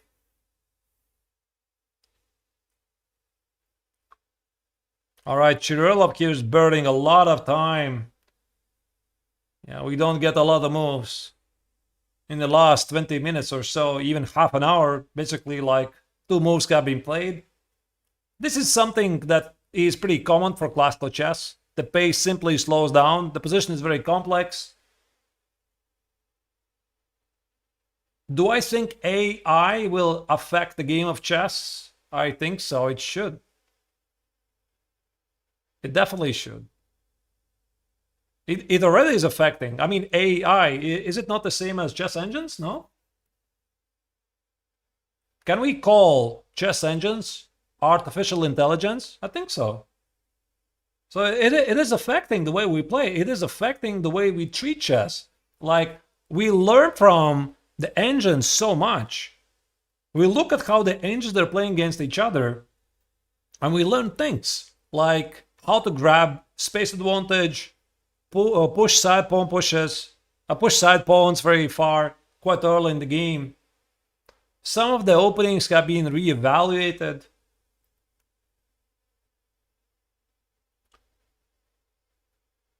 It's already happening.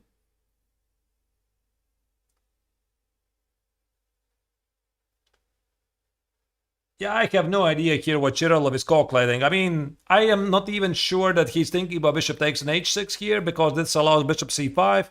He's probably about here, either queen a4 or bishop e2 or b4. I have no idea what he's considering here. There's so many choices.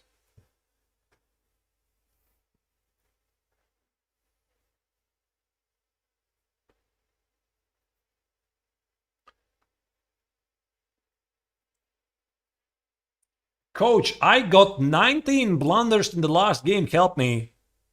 I'm not sure I can help you. 19 blunders.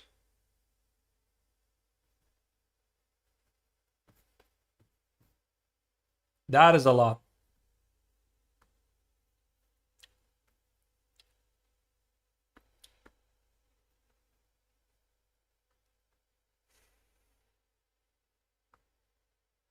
How many, by the way, of you play against these chess bots?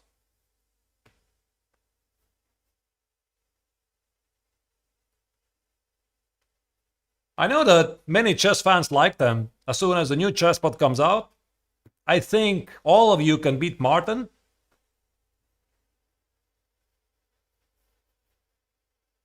I like to play against some of them from time to time.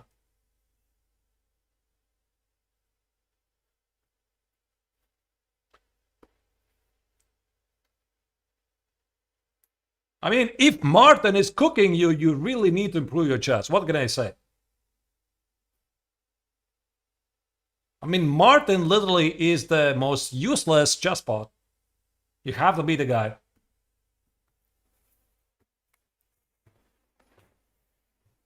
There was this video by Levy, right? All of you have seen it.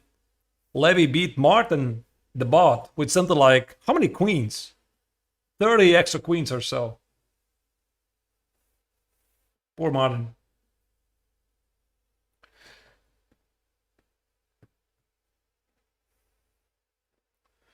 Yeah, Mittens destroyed Levy. Actually, Mittens beat me as well. Mittens was a very serious bot. Very strong. I beat Mittens once. No, maybe actually a couple of times. It was really nice. A very good bot. I miss it.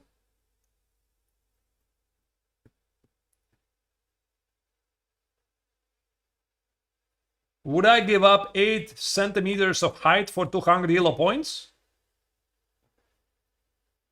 That would make me 20, 70, 71. Can we throw in another 4 centimeters? Queen a4 check is played. All right, here we go.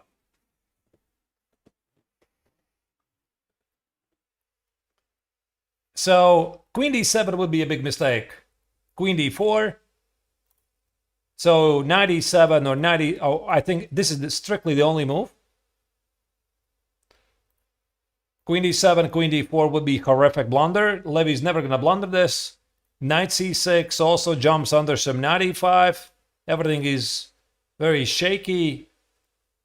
I don't like it. So it just feels that this is strictly the only move. Just a sec, let me see if I can adjust the video a bit.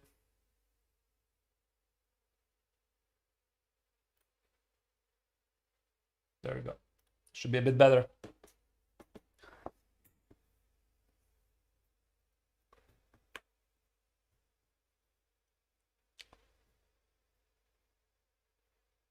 Could we sync the video? I just did. I hope it's more or less okay. But you know, if I touch the video too much, it just starts buffering. So I try not to intervene with these mighty powers.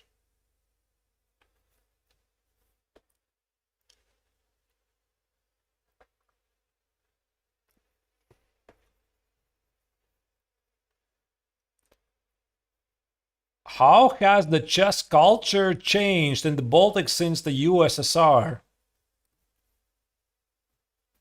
Well, I don't know. I mean, we definitely have our legacy. So Latvia has a former world champion, Michal Tal. So in case somebody didn't know, Tal comes from Riga, the magician from Riga. I'm streaming from Riga right now. I never met him, never had a chance. Would have been quite fantastic to know him in real life. And Latvia has produced quite a bit of very creative players. Like Shirov, he's now representing Spain. Shabalov, he was a couple of times US chess champion. Now he's representing, I believe, United States. Daniel Friedman, now playing for Germany, but still keeping close ties with Latvian chess players. And many more.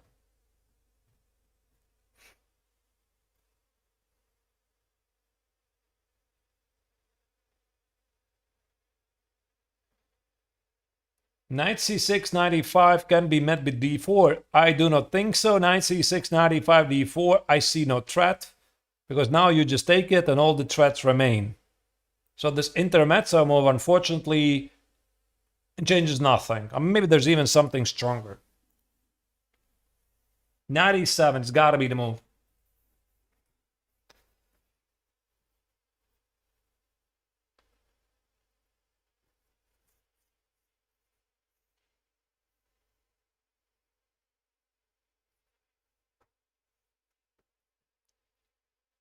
Yeah. How is Levy? This is a very funny question I got on YouTube. How is Levy playing against no opponent? Meaning, why the players are getting up all the time? It's been a while since I've classified players in two categories.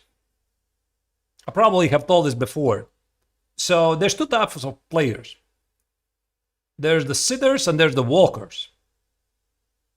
So the guys who are sitting the entire game over the board, I call them the sitters. And then they're the walkers. Always walking around, always walking around. So from very famous walkers, I could mention Peter Svidler. If you're following some of the highest level chess, he's always walking around. He just can't stand sitting. And I'm myself a notorious walker as well. Yes, team walker. Just can't stand it. I always have to walk. Some people like to stretch legs from time to time, but I've noticed, basically you can just put the player in the same category. Either you're sitting or walking all the time.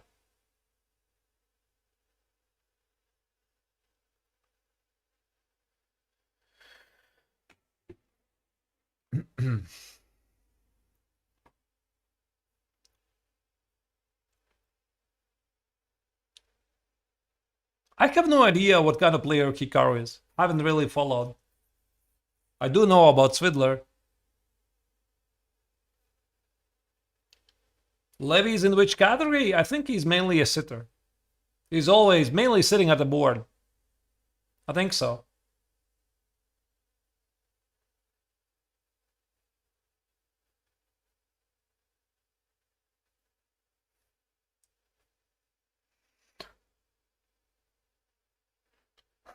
What is Levy scared of in this position?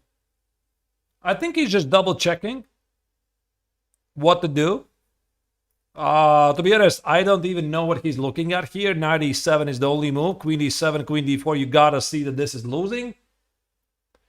Knight c6, knight e5 just doesn't feel right. So play knight e7. One more thing I would like to mention is that this is a purely psychological thing. Have you noticed this? Those of you who have played over the board, classical chess,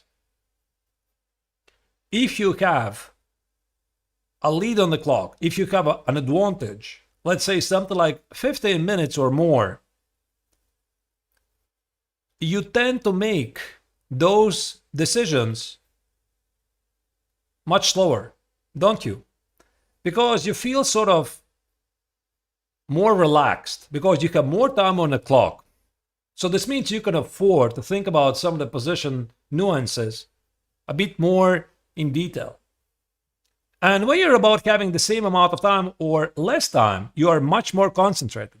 And that's why what I'm seeing here, Queen a4 is something that Levy should have seen already coming. Like, I don't know what he's thinking about here.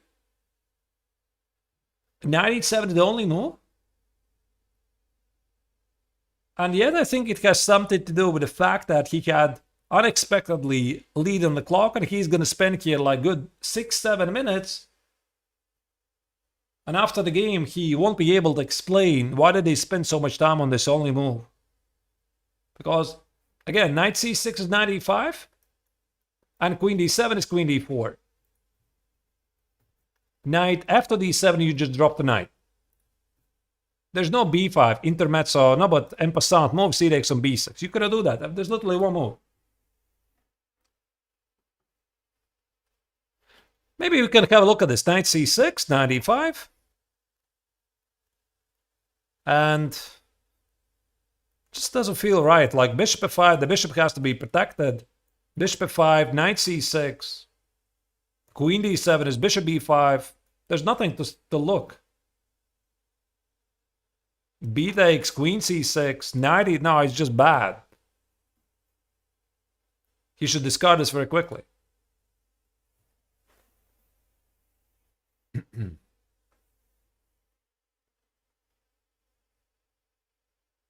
I sure hope he's not thinking about queen d7 here.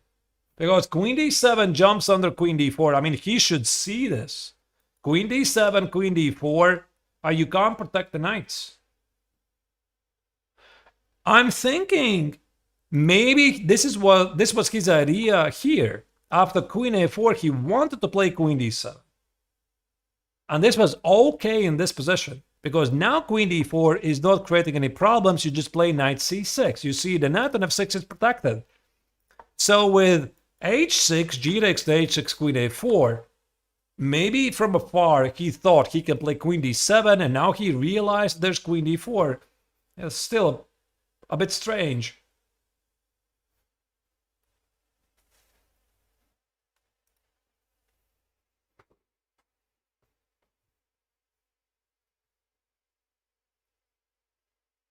What happened to knight e7 and c6?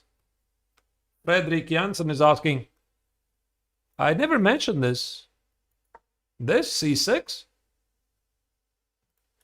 I don't think it's a threat like knight e5.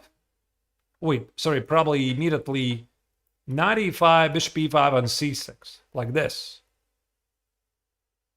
If you take on e5, c takes on b7, the rook is dropping. So c6, you just take it. Feels okay. Knight c6 and something like queen c7. Looks okay.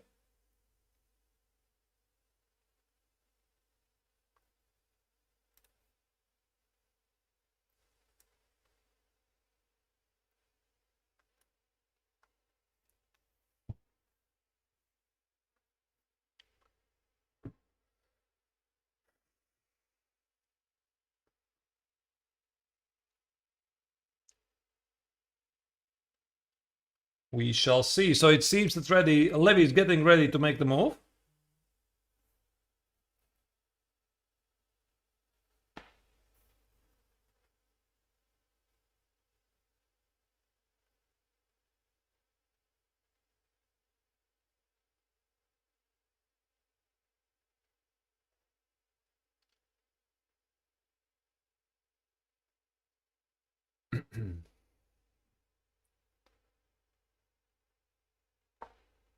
All right, 97 is finally played.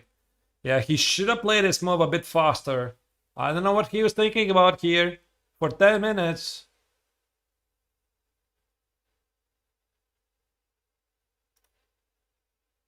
Let me adjust synchronize video.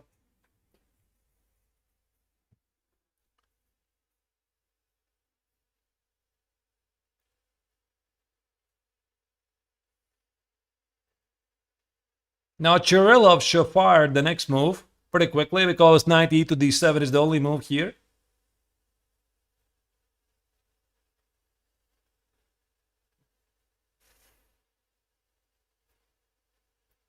How is it looking for Gotham? There's a question on YouTube. It looks good. The position is sharp.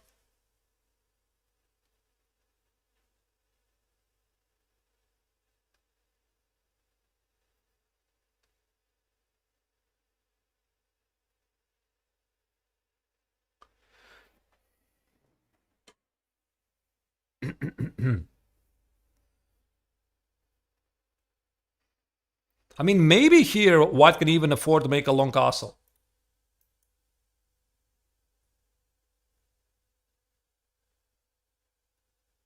There's knight e5, there's bishop e2, there's c6, there's long castle, there's bishop h6 possibly. There's so many moves for White.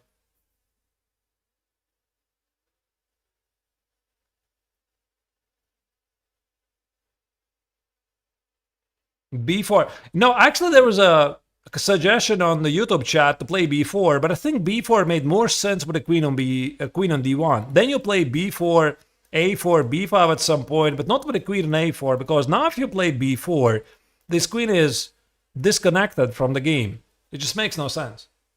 Now, Levy's pretty safe. The position is very unclear.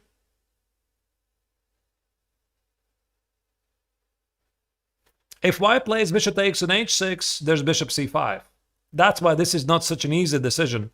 So there's so many complex lines. For example, knight e5, hitting the bishop. Black plays bishop f5. For example, black will play bishop takes on h6. Can you play bishop c5? White could play bishop g7, hitting the rook and hitting the knight. With the idea that after rook g8, you take on f6, and after queen f6, you're dropping the knight. But the problem is there's so many intermezzo moves. Like black would include moves like b5. And suddenly it changes everything. So the queen is pushed away from the diagonal, bishop f6 no longer is a threat. All kinds of intermezzo moves with queen b6, hitting the pawn on f2, threatening to take with e5, etc. All of this takes time.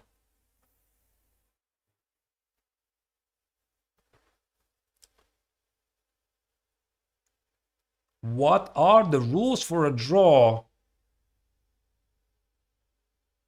There's a question on Twitch. Actually, I do not know. Because in some tournaments, there are specific rules how early you can agree to a draw.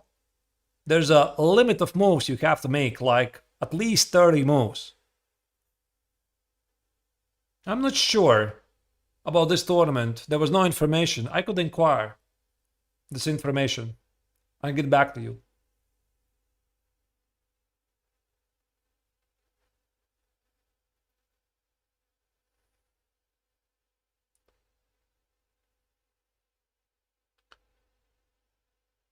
Deeper analysis favors knight b3.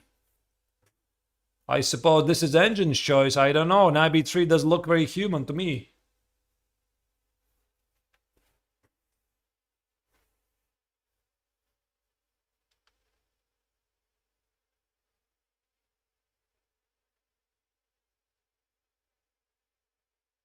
Arvid Böttiger is asking, when I'm training Levy, what kind of improvements I see?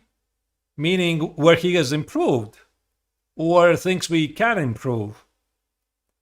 Where Levy has already improved is naturally more mature decision making. He's mentally stronger.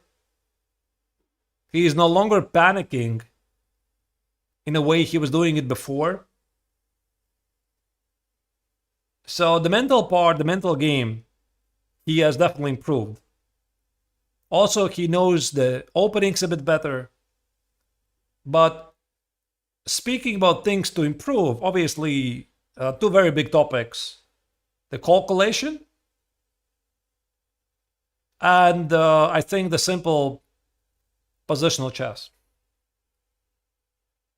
There's some elements that he definitely has to improve.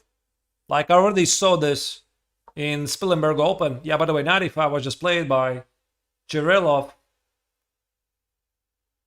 There's a sum of the finer elements of the positional chess that Levy needs to improve. Sometimes he makes a bit strange choices. So I'll have to figure it out, how to explain it. What's my Twitch name? GM Nations. I'm ever going for the same name, GM Nations. That's my username on Twitch, YouTube, Instagram, Twitter, pardon me, X. Does anybody even call Twitter X? Nobody, I suppose.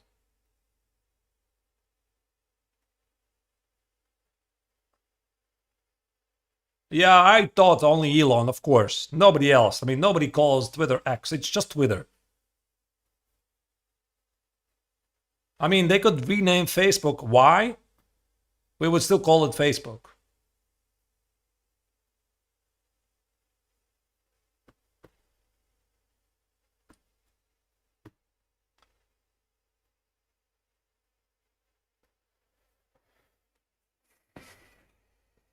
All right.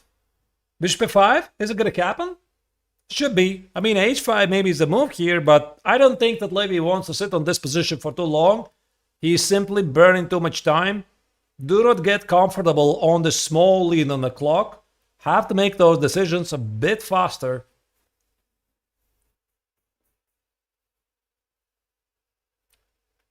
Actually, I love this question. Thank you for asking this. Matt Malkov is asking why all GMs have social media accounts that start with the name of GM.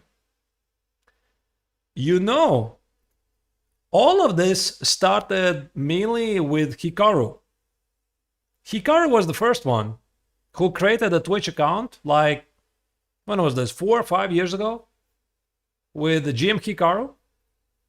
And then I believe the next one was Narodesky. So Daniel Narodesky also has his username GM Narodesky, if I'm not terribly mistaken.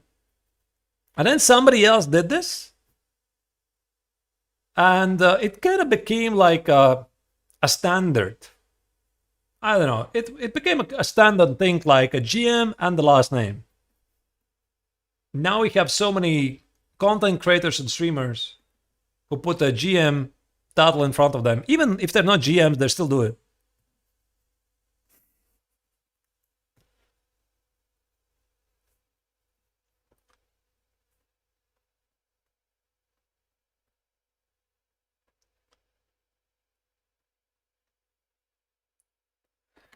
All right. Probably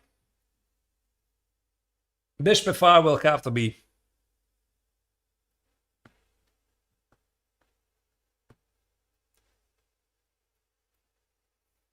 Will have to be Levy's choice.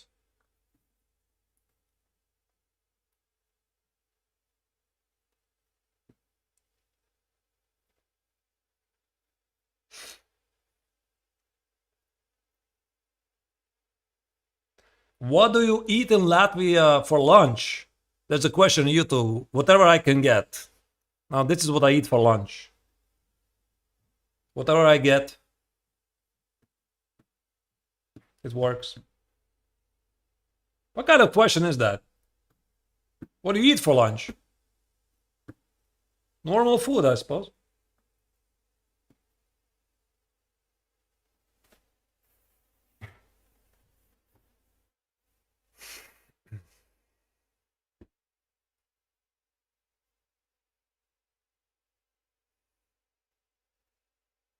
Is Levy really thinking here about other choices? Like h5?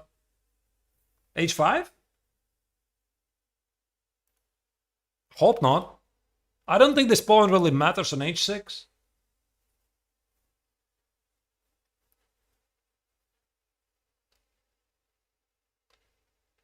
Is chess big in Turkey?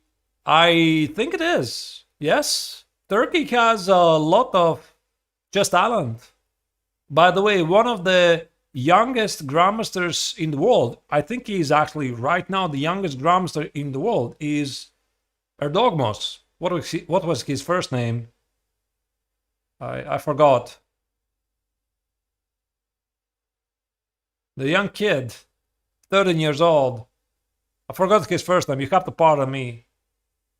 So Yagiz, yes, Yagiz Erdogmos. It's amazing. I mean, these kids, they get the GM titles earlier and earlier. It's unbelievable. I mean, I still very clearly remember, and this, dear viewers, was, when was this? 10 years ago. I read an interview by one of the top Chinese players, Huan Yi. So he was 2700, 2730. Oh, wait, maybe it was Wang Hao. Maybe it was Wang Hao. Yeah. Okay, doesn't matter. So one of the top players from China said, yeah, I'm age 30 and I'm a veteran. I was like, wow. Age 30, you're a veteran.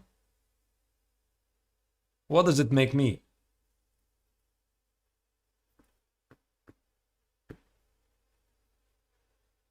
So players are getting younger and younger, getting to the highest level. Magnus was literally world number one, but he was 18 years old. We have the world records in becoming the youngest grandmaster in the history of chess, 12 years old, and it's getting younger and younger. Right now, the record holder is Abhimanyu Mishra from United States. He holds the record of 12 years, 4 months, and 25 days. And I'm pretty sure that Faustino Otto is going to break it, like, within a year or so. It's just unbelievable.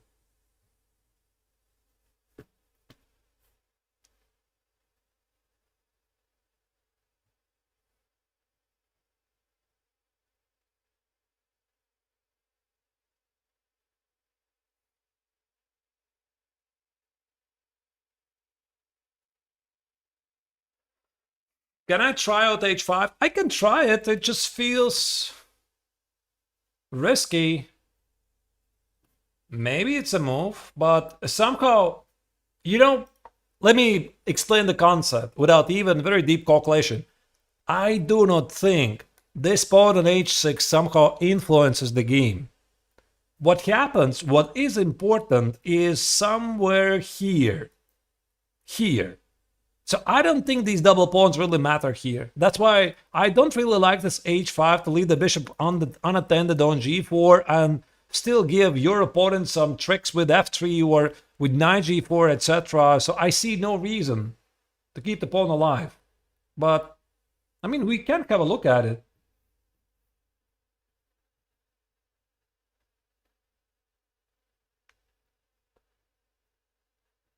Question is how to continue, right? Maybe knight g4, kill the bishop. Oh wait, there's knight g4 even. Knight g4, kill the bishop on e3 as well. How about bishop d4?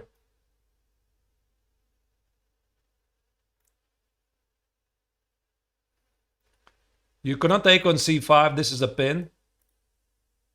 Knight g4 could be a problem. So if you play rook g8,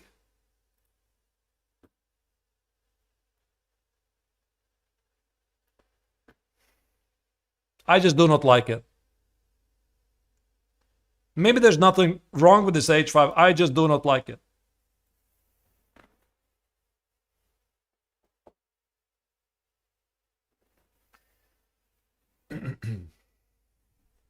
Come on, Levy, you gotta make a move. You're burning too much time here.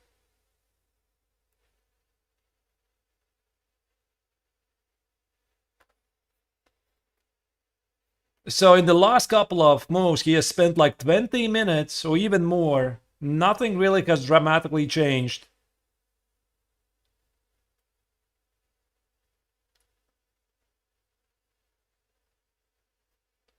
Queen c7 drops the bishop on g4. You couldn't do that. The bishop on g4 is under attack. You have to address this problem.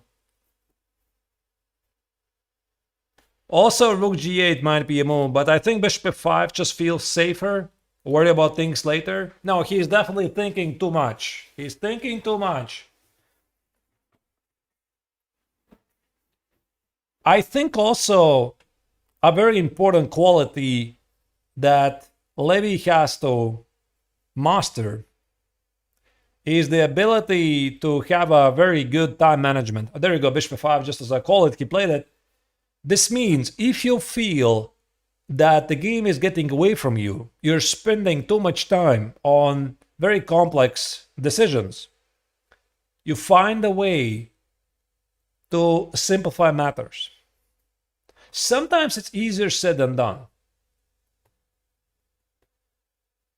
Yes, it's very easy for me to sit here and suggest you, come on, Levy, play a bit faster. But when you're sitting over the board, it just feels different.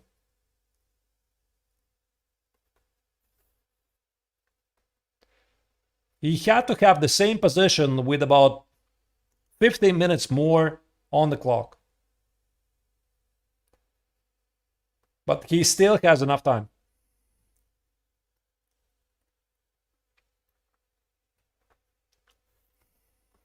Oh, by the way, By the way, now I remember somebody wrote us in the chat. Daniel Ray Radoslavov writes in the chat, G4 bishop c2. You know, this is the maneuver I remember from the aforementioned Jaroka game. So in Spilimbergo, Levy was playing against Polish girl Levy Jaroka, and this idea of g4 and bishop c2 was a possibility in one of the lines. I quite do not understand why you need to make this move. So the point is queen c2, knight e5, obviously, and why cannot you play something simple as bishop g6? But bishop c2 is a very fancy move.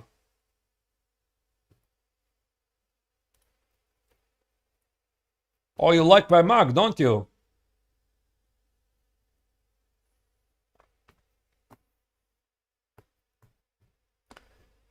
That's my favorite tea mug.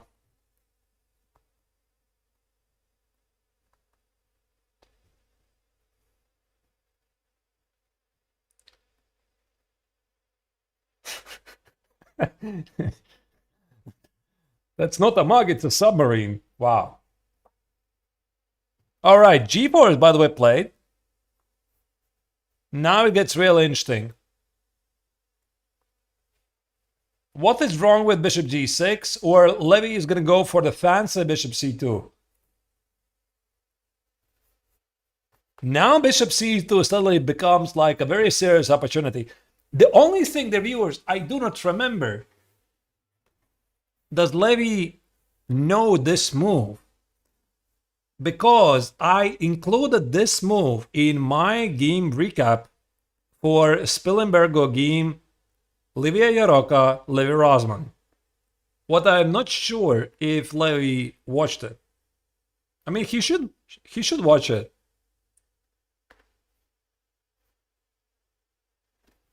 But I think also bishop g6 is pretty much okay. I see nothing terribly wrong with the move. Like knight g6, h takes on g6 looks pretty human. Maybe there's some f4, f5 ideas, but you could always play bishop e4. Doesn't feel to be so bad. And actually, I'm not even seeing where's the threat. f5, you just take on f5, so where's the threat? So bishop c2 would be a really cool move.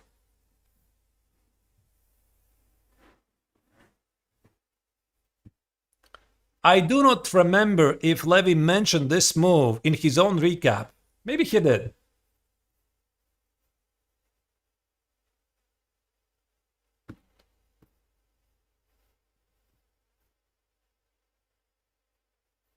Oh, I'm mispronouncing Livia's last name. Oh, I'm sorry. I thought somebody told me it is Jaroka. I apologize. Did not mean any disrespect. Jarocka. Okay, sorry, my bad. I think somebody wrote how to properly pronounce it when Levy was playing against her.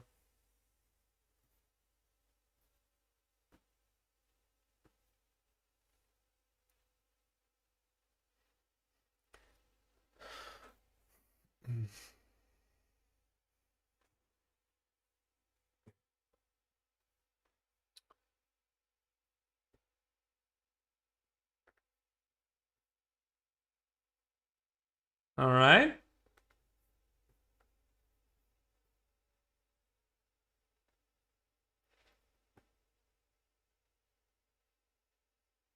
You cannot take on g4, guys. I mean, the knight on e5 protects the g4 square, so does the queen on a4.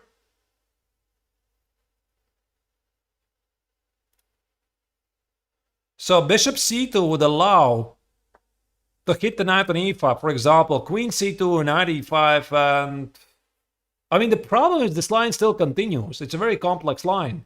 The pawn on g4 is under attack. There could be moves like bishop d4.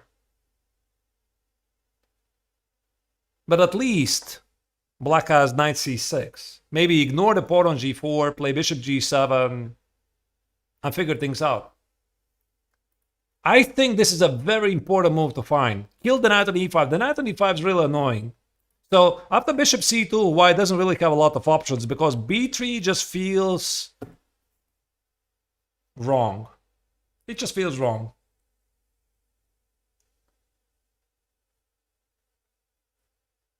Maybe here Levy can play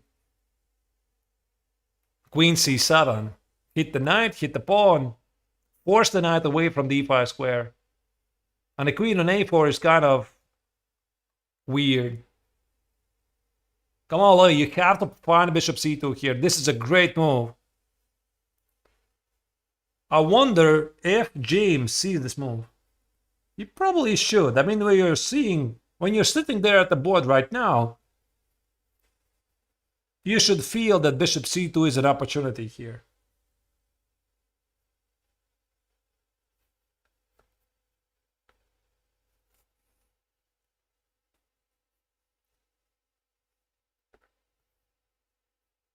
What about knight b3?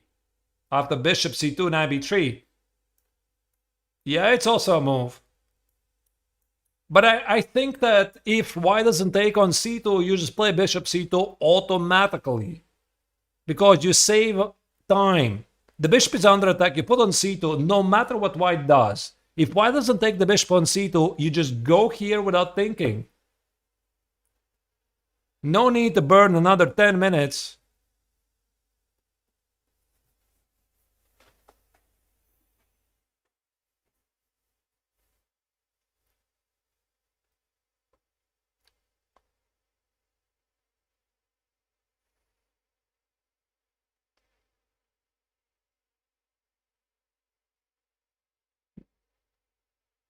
Would I recommend to spend time if I see bishop c2? Steaklington is asking on Twitch. I would just play bishop c2 instantly if I would see the move. Maybe Levy doesn't see it.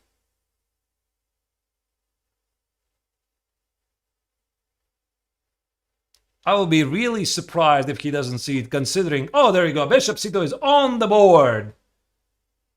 Bishop c2 is on the board. There you go. There you go. That's a big move.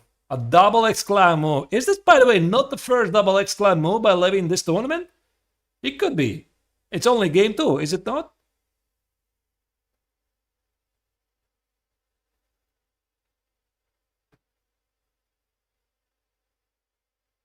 Yes. What a move, what a move, what a pog move. Yes, I know Levy would frown if he would hear me saying this, but I gotta say this. What a pog move.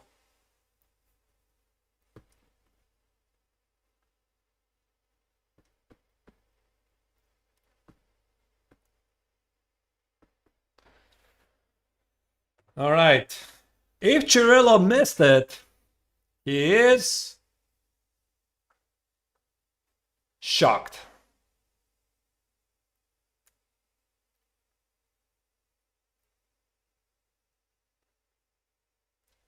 I mean, obviously it doesn't win the game, but I mean, it's like in boxing.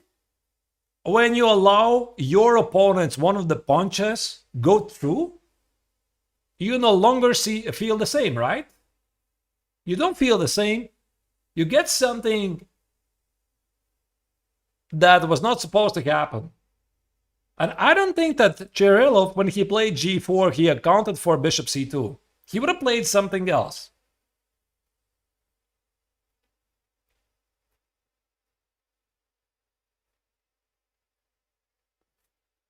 So the point is, again, in case somebody missed it, after queen c2, knight e5, now this knight on e5 is under attack because the queen no longer is pinning the knight on d7. The knight can be taken. It doesn't matter. If white plays b3, if white plays knight b3, if white does something else. Oh, there you go. Queen c2, by the way, is played very quickly. This is a move you played very quickly. Knight e5, and now the dynamics of the game changes completely. So white no longer has the knight on e5. The pawn on g4 is under attack. So the engine here still gives a small advantage to white. It doesn't mean anything. The game is very sharp, but I love these knights. They're great knights. And technically we have, how many pawns do we have? 1, 2, 3, 4, 5, 6. 1, 2, 3, 4, 5, 6, 7. So Levy is up a pawn, by the way.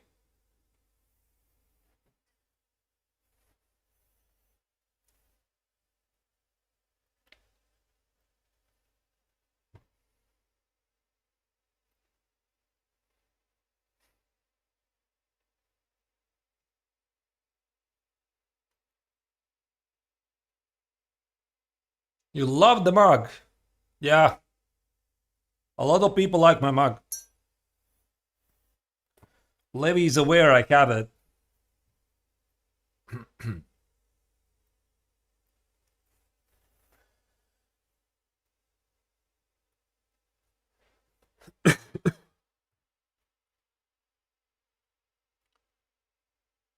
Yeah, now I don't know what white should do here. Should Kirillov protect the pawn on g4? Or instead go for a long castle? Or play bishop takes on h6? Or play bishop d4? Or play b4?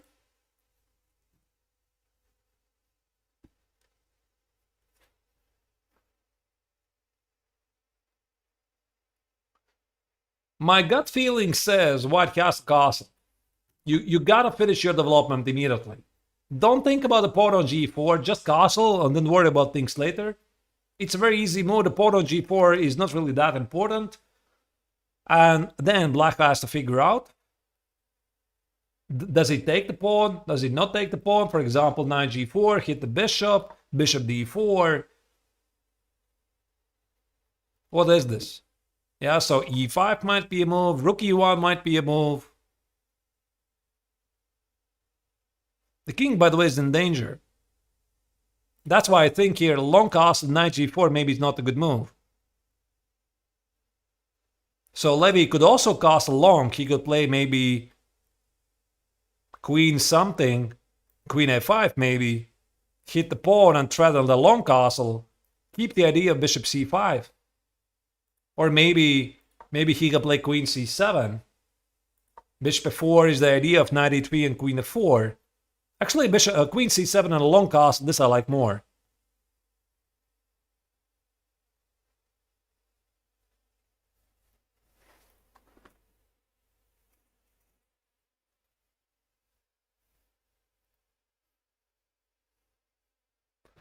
I think so far, this could have been close to a perfect game if Levy had like extra 20 minutes on the clock.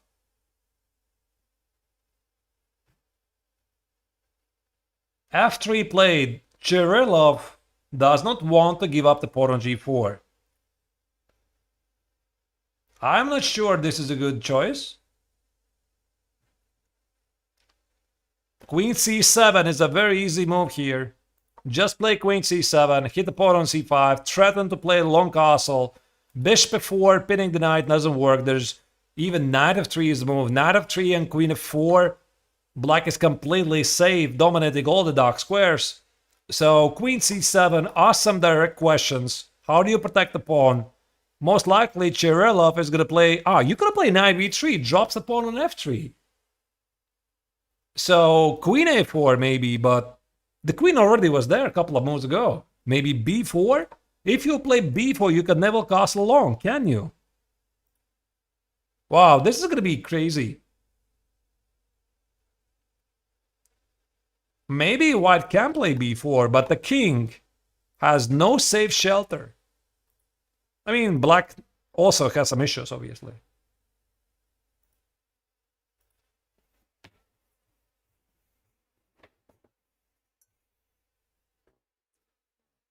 Levy has to increase the speed.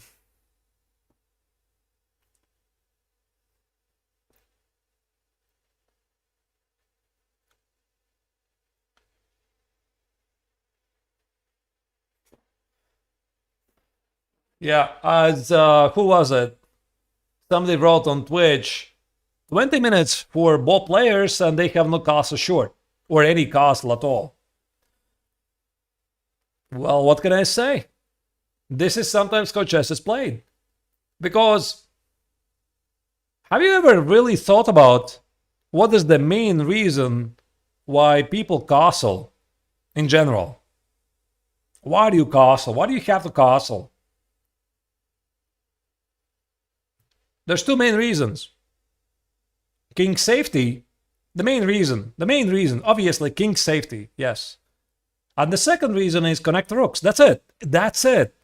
So if there's something else happening, like for example here, there's a very active play in the center, The king is feeling sometimes really well in the center. Why do you really need to make this artificial castle to put away the king from the action? Sometimes the pace of the game leads us to the moment where we don't even need castling at all. This is perfectly normal.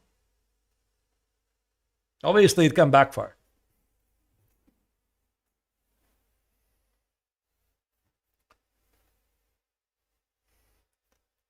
Yeah, it doesn't really feel that this is going to be a peaceful outcome.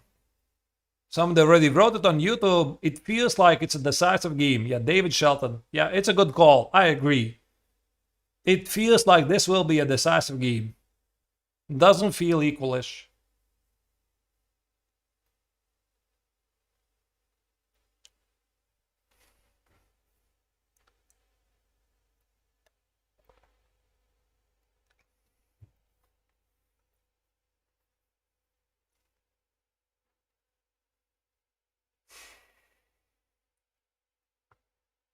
All right, he reaches for the move. You gotta make the move. Play a bit faster, Levy. You do not want to get the very complex position with only 5 minutes on the clock. That position is pretty safe. A long castle might be necessary. And queen c7 was just played. Again, a bit too slow. Should have done a bit faster. And now I think Chirilov is going to play b4. Because he doesn't want to give it the pawn on c5 for nothing. And now the question is, what happens after that? Does Levy here play long castle? Does he do that? It does make sense. But you know, one thing I do not understand quite is the king really feeling safe at the queen side? Is it really feeling safe?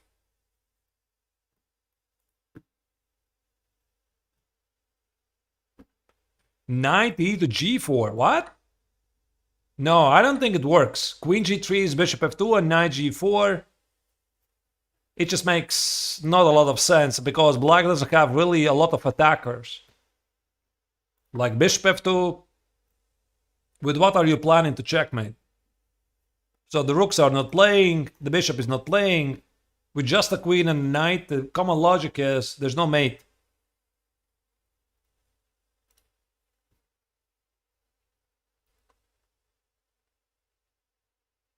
So maybe after b4, Levy could play bishop g7 and on short castle. Put the knight on g6, protect the king. Oh my goodness, we could get something like this.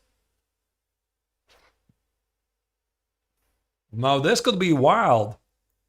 Like this. What is this even?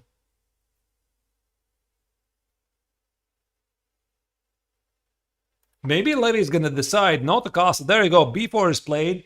So Chirilov played b4 pretty quickly. So Levy should also take notes from his opponent that you have to start to play a bit faster.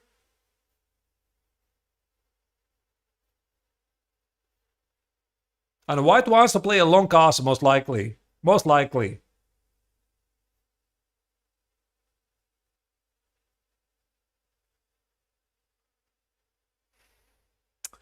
Yeah, I don't know. Maybe knight c6? Is this a move? Just to somehow have a better coordination of the pieces? Let's say a long castle.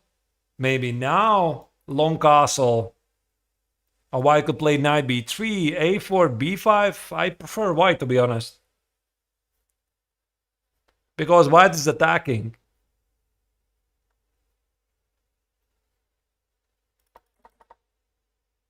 I'm not sure about this knight c6 at all, but the problem is it's quite difficult to come up with moves for Levy. Like, white's idea is simple. Like, long castle, bishop e2, knight b3, maybe bishop d4. A lot of easy moves. Maybe a5.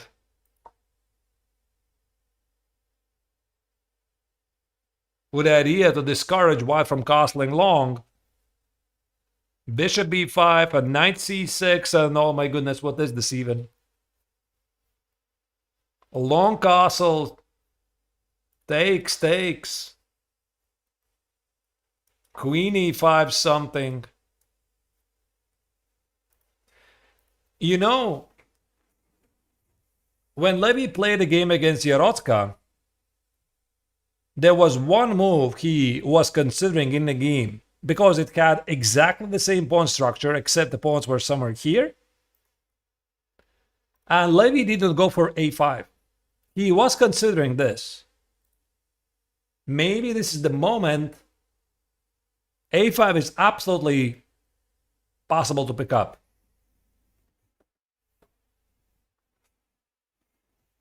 And a5 is played. I like it. Now this is great. Now finally, Levy plays a faster move and a very nice aggressive move. This is a great move. Actually, I like this move even better than bishop c2. Immediately applying pressure, so there's a game all over the board. Both of the players are attacking at the same time. So most likely bishop b5 will be played just because there's a check. And Levy is going to play knight c6 pretty quickly. And then whatever happens. White going to play b5 because the pawn is dropping. Bishop f4 drops knight f3. A long castle just feels a suicide. So most likely Chirilov is going to play bishop b5. One thing how many players are very often gaining time is they're doing a lot of calculation work during the opponent's time. So right now, I think this is the moment when Levy should be like almost 100% present over the board, so that he's using this time to calculate during his opponent's time. So it's like, what I'm going to do after bishop b5? Am I going to play knight c6 or am I going to do something else? So if white plays a long castle, what I'm going to do? I'm going to play a takes, c takes, then what I'm going to do. So you need to start to use your opponent's time.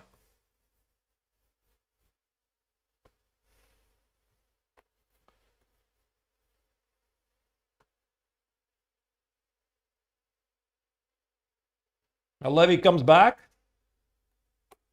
Now my recommendation would be totally lock in the game until the very end and try to use the time even during your opponent's time.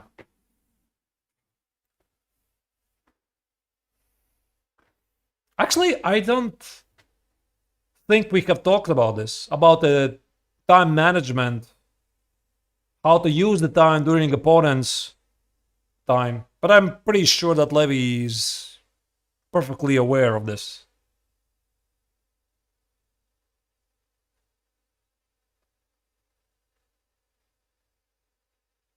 At least his body language looks pretty confident.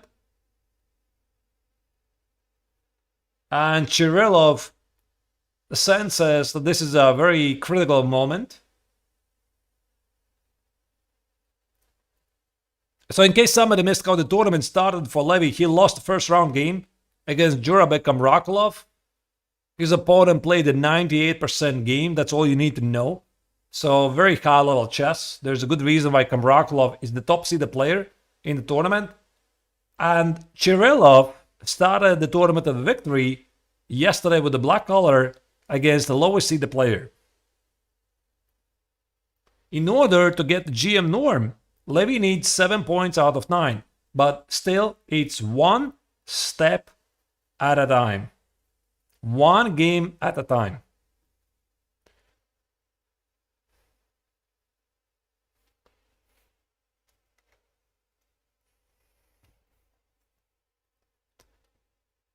Are the trophies in the background for kickboxing? Of course. What do you think? Do they look really like chess trophies?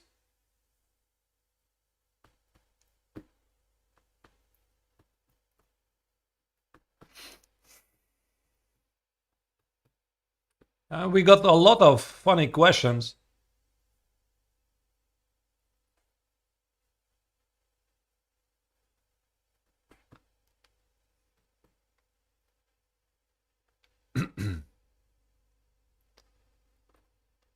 What snack is Levy eating in between rounds? I have no idea. I should ask him after the game. I think he actually goes home, assuming there's enough time. So he doesn't live very far from the playing venue, which is Marshall Chess Club in New York City, which is, I have no idea where it is. Somewhere in Manhattan? I have no idea. You have to pardon me, I haven't checked the map.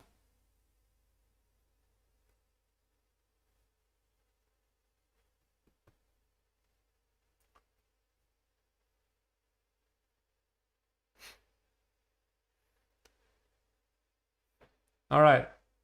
Pretty sure the bishop b5 will be played.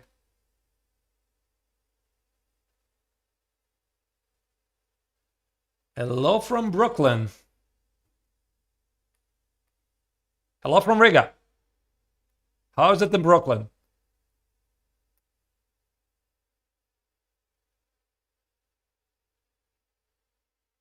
So right now in New York City is, what time is it? Almost 3 p.m., right? Yeah, it's the middle of the day. Here in Latvia, we had the very hot weather actually today.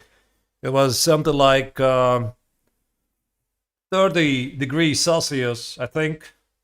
So in Fahrenheit, I have no idea how much it is. It's more. I do not understand how Fahrenheit even is calculated. So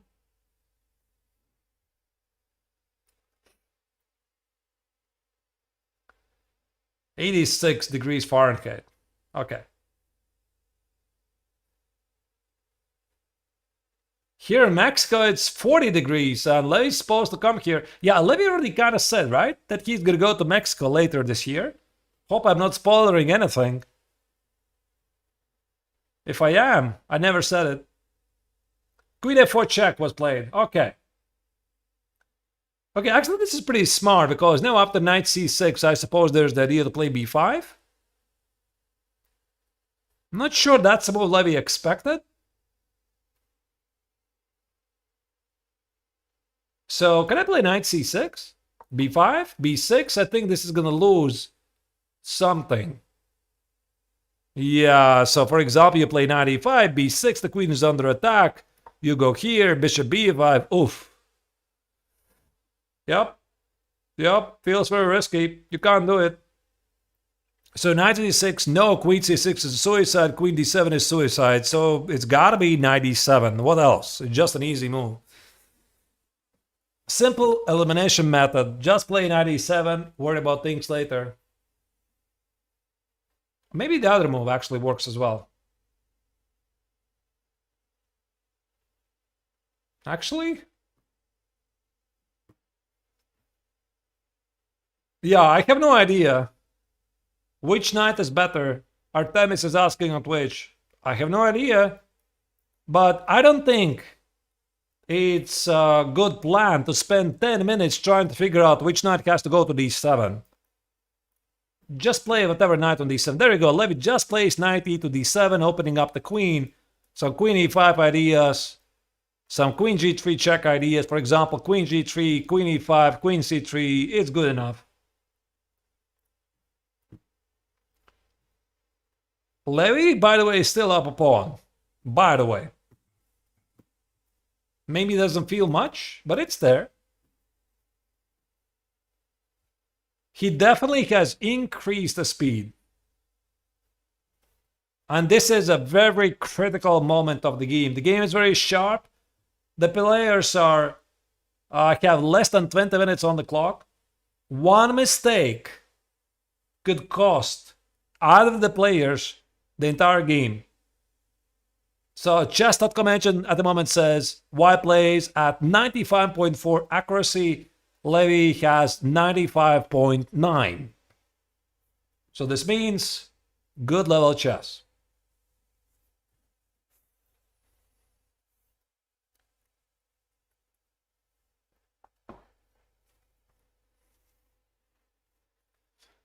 Have I ever met the legendary Latvian striker Maris Verpakovskis? No, I have never met him. I was a big fan of his.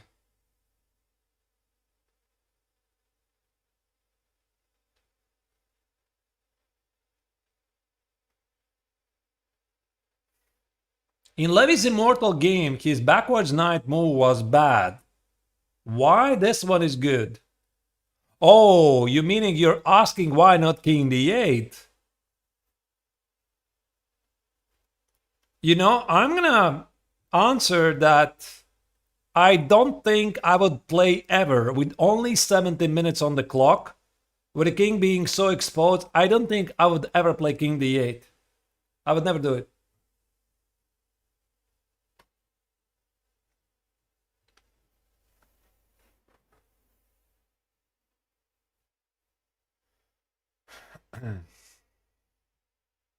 Why?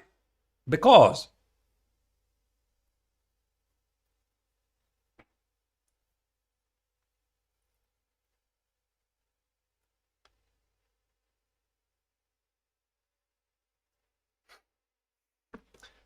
Yeah, now the question is, what is Chirilov going to respond after this?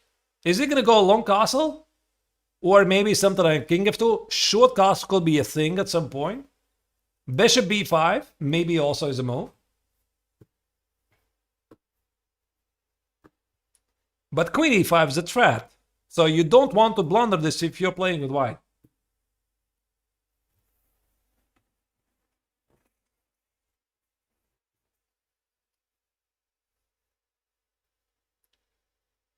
Do I know any chess players from Czech Republic? Of course I know players from Czech Republic. I was playing last year in Czech League. I have a lot of Czech friends. I also know pretty well the Czech leading grandmaster, David Navara.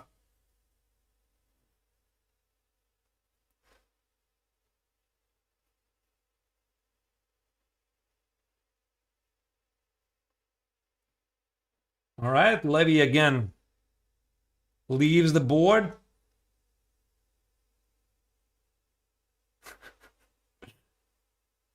Am I the voice from Despicable Me? Is it really so similar? Yeah, I mean, I get it a lot. Yes, yes. Like every single time somebody writes this, every single time somebody says, very, very similar. I have never really thought about it. Extremely similar. Okay, you got it. I haven't really watched it, but whatever. I don't mind it. It's fine.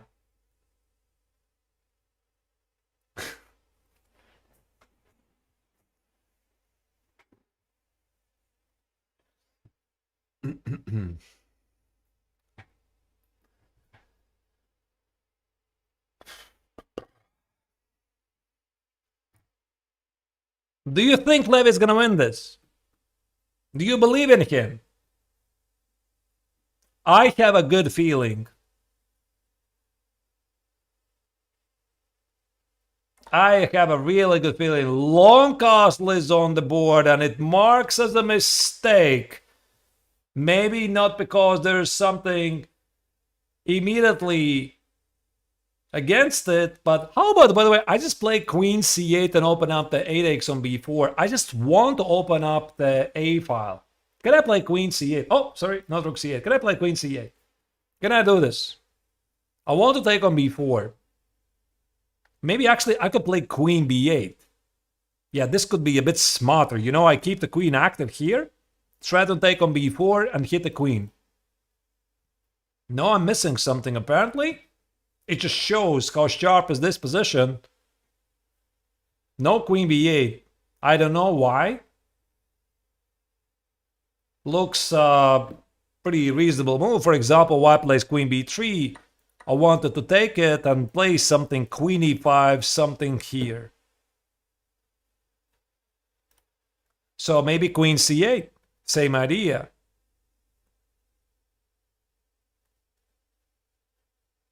Again, engine doesn't like it. I don't know why.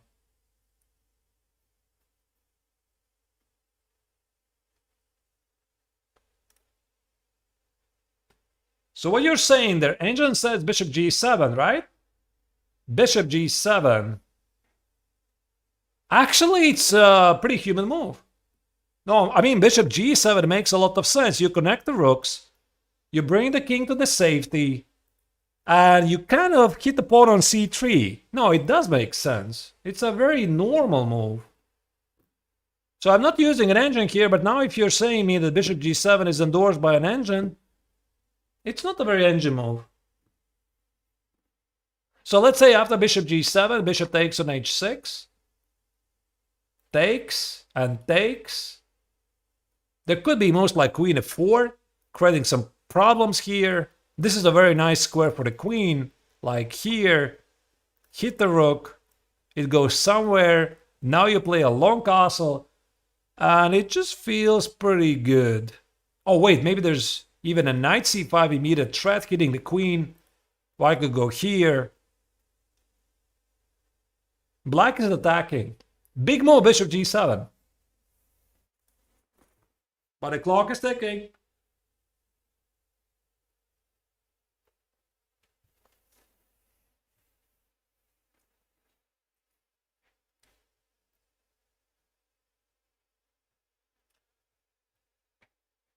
Messi or Ronaldo? Definitely Messi.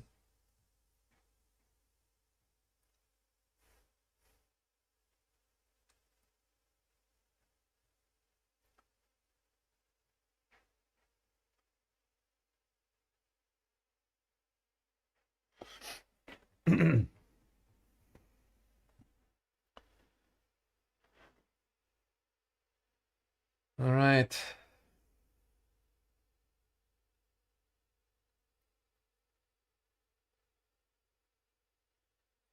Is there something else that Levy could be considering?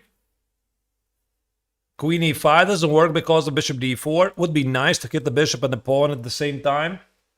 So I think Levy here can make the right choice. This is something we have talked a lot. Learn to formulate things.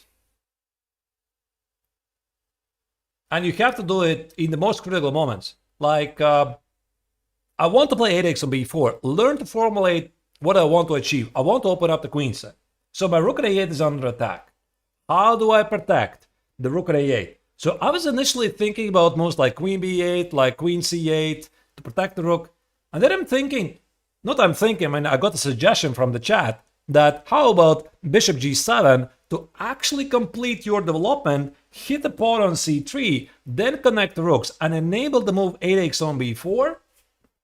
If you formulate that I have to open up the A file, you gotta pick up bishop g7. No, not king e7. King e7 is just no. No time for bonk cloud here.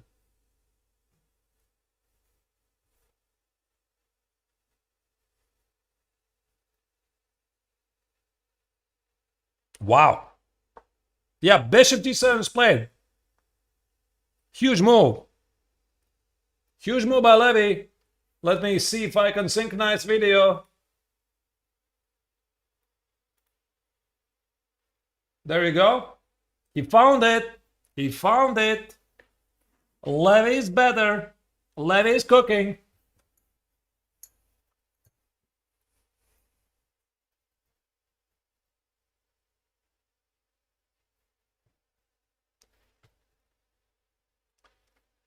I'm going to make a very, very short break just before the final action.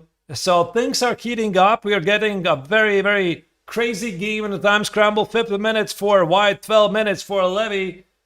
We're in for a treat. Dear viewers, I'll be back in a minute. Don't go anywhere.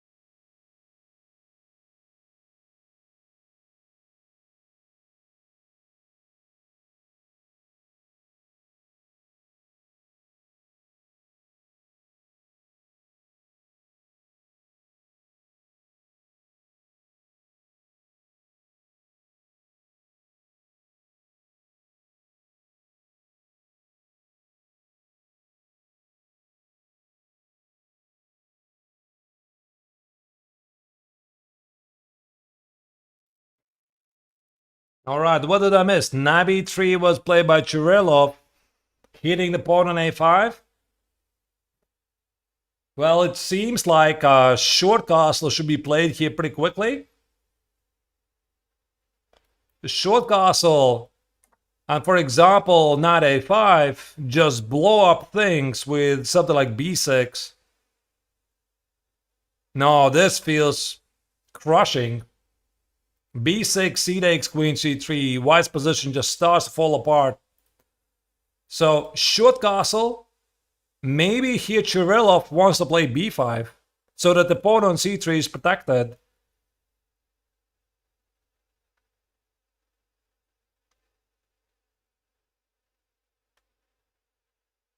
We are gonna see.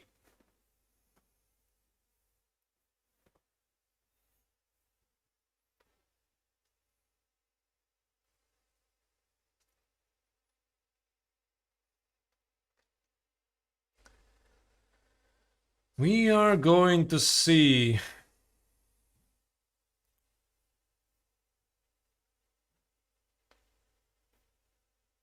Is queen e5 a good move here?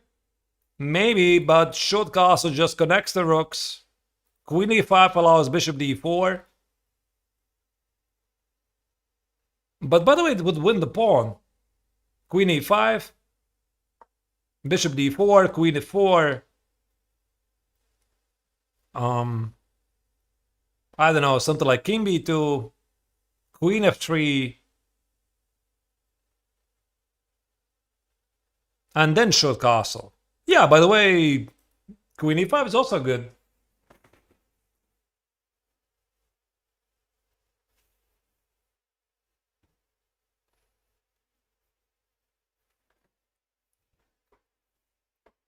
Is the S in Arthur's silent? No, it's a very loud S.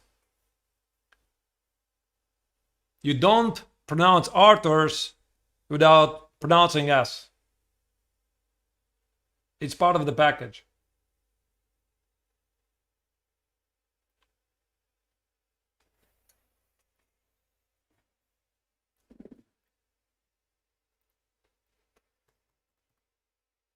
Big choice for Levy. So Angel already gives here advantage, but again, you don't really want to sit here for forever. You have to listen to your gut feeling. You cannot calculate everything until the very end. Either play short castle or play queen e5. Just make the decision very quickly and stick with it. All right, short castle is played. I like this move. It's a good move. Nice move. Just in case, remove the king.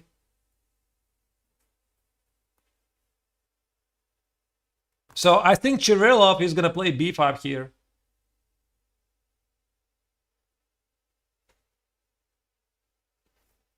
He has to play b5, keep the queen side closed. Levy has the better position. He has the extra pawn. What he doesn't have is the time. He has only 9 minutes on the clock.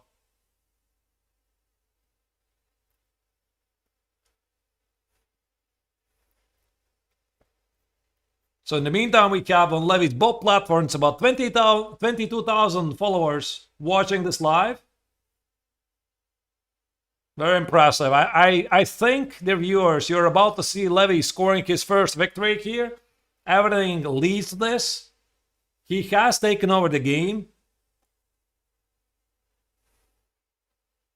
b5 is terrible, says Engines. I don't have an engine. I don't know what it says. If you say so. Maybe after b5 there's some slower move like rook c8 and bishop f8 and hit the pawn on c5. I'm not sure if this is good.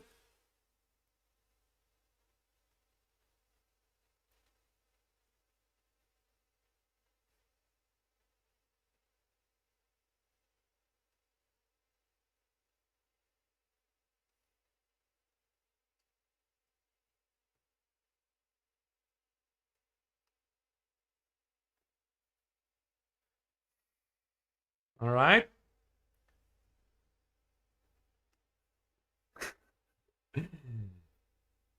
Somebody just wrote on Twitch, I can't believe I'm watching this whole thing. Yes, you are. And thank you for doing this.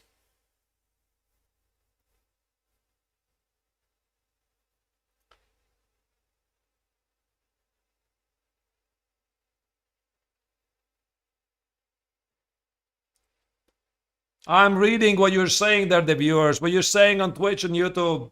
I'm also saying hello to my dear viewers on my Twitch chat. I know you feel a bit neglected, but listen, guys, I have to like follow two huge chats here.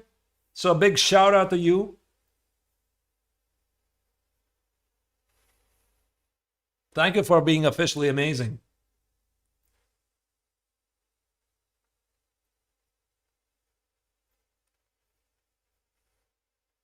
H6, there's no H6. Guys, what are you talking about? There's no H6. The pawn on H6 cannot be taken. Bishop H6, Bishop H6, Rook H6, Queen F4. That's it. Black just collects the Rook at H6. You're gonna do it. So here Chirilov has to play B5. I literally don't see anything else. 8x on B4 is too much for threat. Exposing the queen side. B5 and then whatever happens. I think he already played something. No, he played B takes on A5. Oh. Oh, wow. A pawn is a pawn, as they say. All right. I didn't really consider this. How about Rook C8, Bishop F8, the Knight C5? Is this too slow? Maybe it is. Let's say Bishop D3, Bishop F8. Ooh, there goes the bar. Yeah, I mean, it's not so clear. The position is very sharp. Whatever is the problem here, still could go either way. Let's just hope that Levy is going to figure this out. Rook C8, Bishop F8 feels a bit risky. Maybe he needs to play a bit more dynamically. Queen E5 might be a move. If Bishop D4, Queen D4, and collect the pawn on F3, this is a check. So after Queen E5, maybe Queen D4. What? What is the engine doing here? Why did it just wake up? So Queen E5, Queen D4 is a problem, by the way.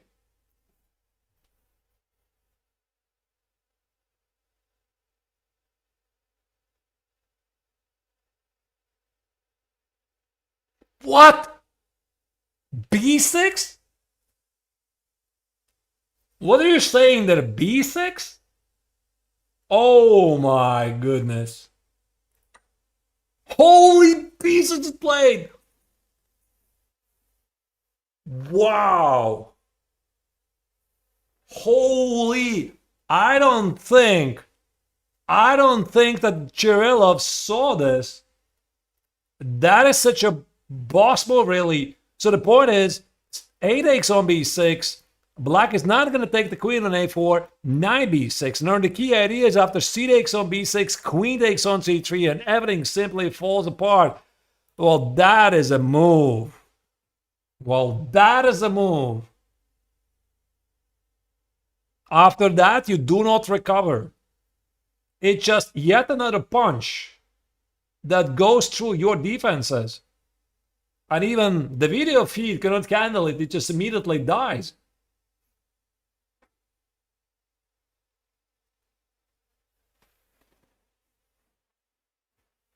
Wow. Now that is something. Now that's a very nice looking move. I mean, the pawn on b6 is double attacked by the white pawn, and yet white cannot take it. So the difference here, which was not super obvious after b5, now after b6, white could actually play c6 and the pawn would be protected. So the funny thing is after b takes on a5, white protected against b6, and yet Levy plays it immediately.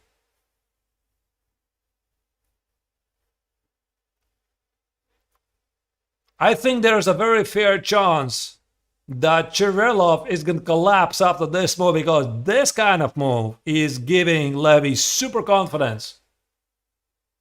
He's just ripping apart White's defenses. 8x on b6, c6 on b6 seems to be lights out. So here, White has to do something, but what? Bishop h6 maybe? I don't know. So my camera feed is dead. I'm sorry. There's nothing I can do about it. Okay, let me see if I can refresh it. I have to remove it so that I don't spoiler you. Whatever is happening there.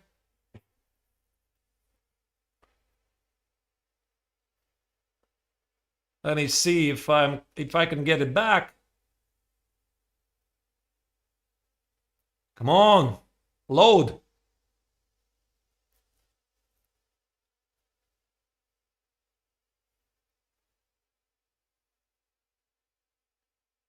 Just load the camera.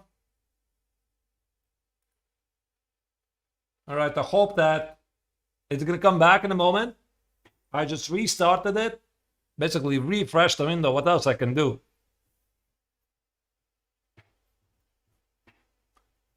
Actually, the Wi-Fi in Spilimbergo was better than this.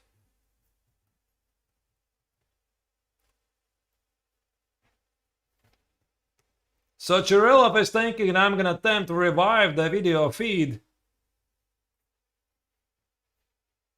While the young American is trying to figure out how does he answer this crazy move b6.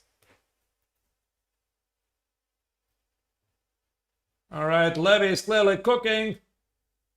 Let me see, I got the feed. Just a second, let me adjust.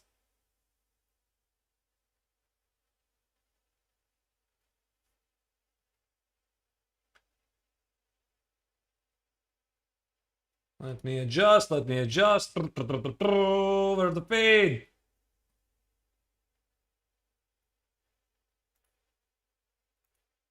It's loading.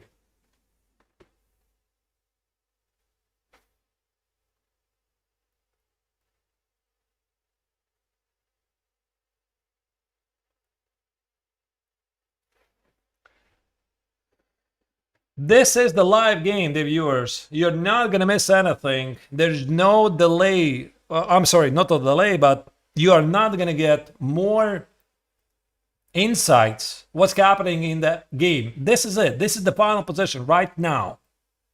What we're missing here is the camera feed.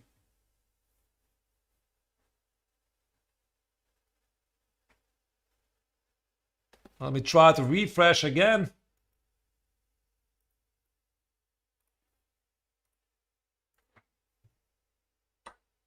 Bishop takes on h6 is a huge blunder by Chirilov. As you can see, it marks double question mark.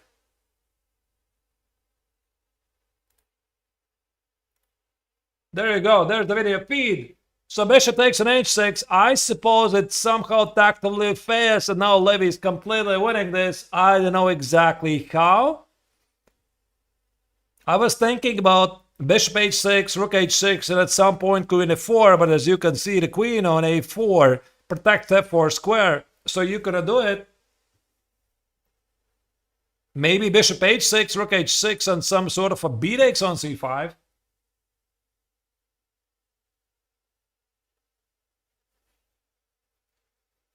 What could be the problem? Like, let me try to do this. Let's say Bishop h6. Take it. There's no check here. Actually, that's a miss already. What is this? Can I just play knight c5 here? Oh, I'm dropping the knight. I'm silly. Sorry, my bad. So maybe b takes on c5. With the idea to play c4 and queen f4. Disconnect the queen. Thread with a check on a4. Looks a lot like a perfectly logical move. Knight takes on c5. Marks as the missed opportunity for Levy.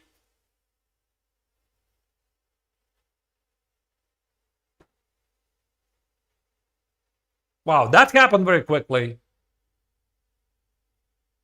So he was apparently winning here. Let me check what it was. Now that it's away, I'm switching on an engine. I am checking the engine right now. I just switched it on. So indeed, it was Bishop h6, Rook takes on h6, and the engine says b takes on c5. I kind of worked it out myself. So the idea was to play c4 and queen f4. So the engine would give the line with g5, c4, g takes on f6, queen f4 check, King goes away. Queen h6. GG. This was the victory. Levy missed it, so he played knight takes on c5 instead. Which probably is also a pretty decent move.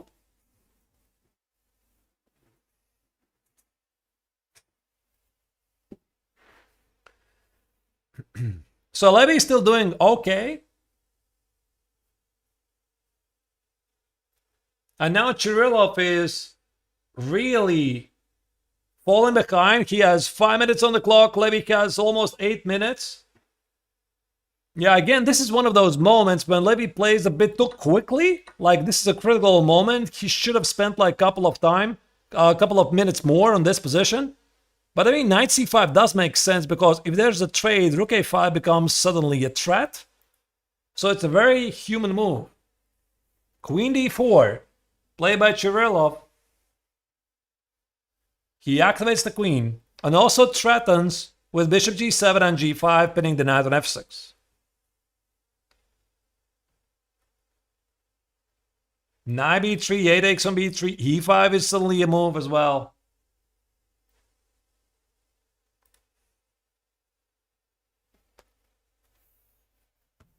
Seven minutes for Levy.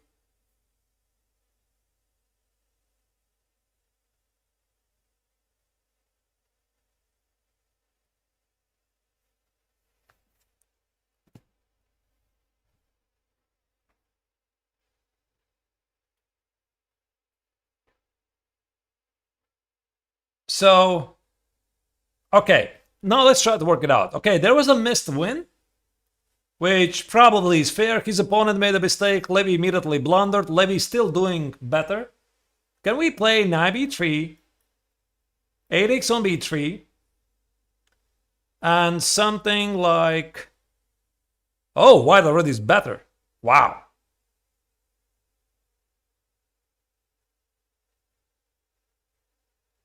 And I was thinking rook a5, bishop g7, king g7 is obviously g5. Okay, let me switch off this engine. It doesn't allow me to think. Knight b3.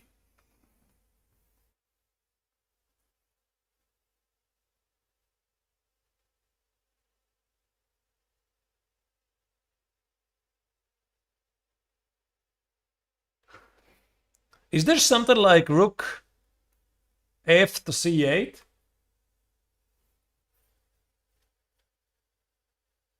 Like rook f c8 with the idea to meet bishop g7, king g7, g5.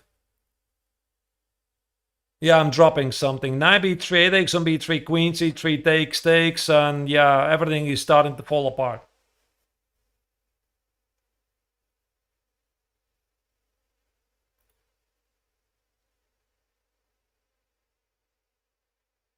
There's also the e5 move here.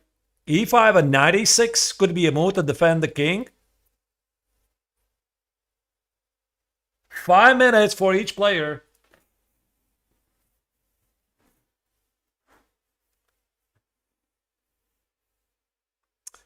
Yeah, it's a miss. I mean, this b takes on c5 again. In case you missed it, there was a victory immediately here. Bishop takes on h6, b takes on c4. I'm sorry, bishop h6, b takes on c4 was a findable move. Levy missed it. Now he has to work on scratch. But you know, the best part is he doesn't know this.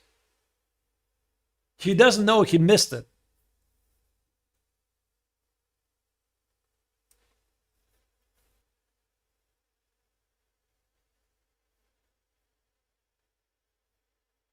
Four minutes and 30 seconds for Levy.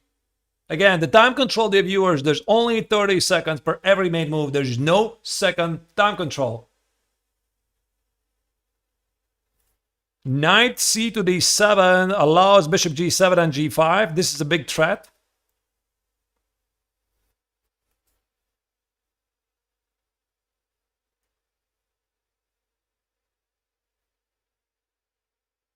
Yeah, this is the moment when you want to calculate carefully. You want to calculate quickly. You cannot afford to make mistakes.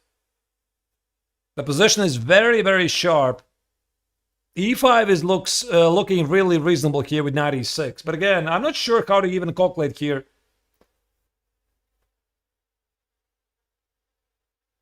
Without making any mistakes.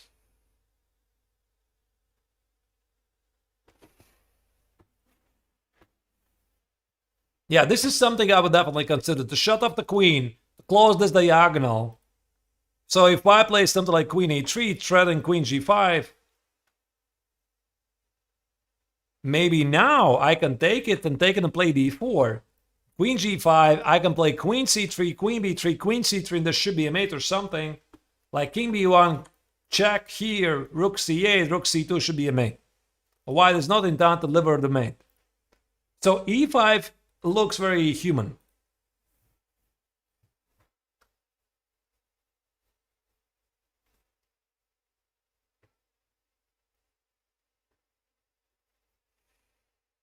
I quite do not see anything else. I mean, I'm seeing some suggestions like 98 and even knight h5. What is knight h5? Guys, what are you suggesting me there? What is knight h5? Maybe 98, I would understand it, but bishop g7, knight g7, I don't see how this looks good. I mean, e5, bring the knight closer to the defense, open up the c file. This is something I understand.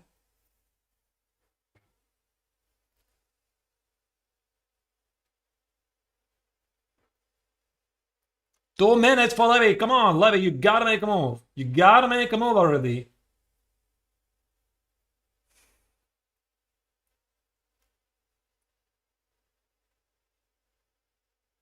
He's burning too much time here.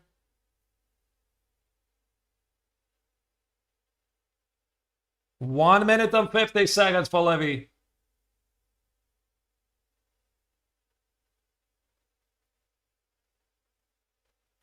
Yeah, he's frozen, obviously, but it's difficult to make a move here.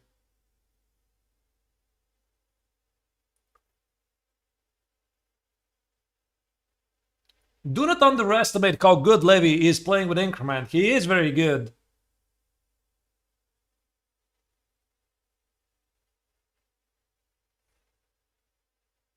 One minute and 20 seconds.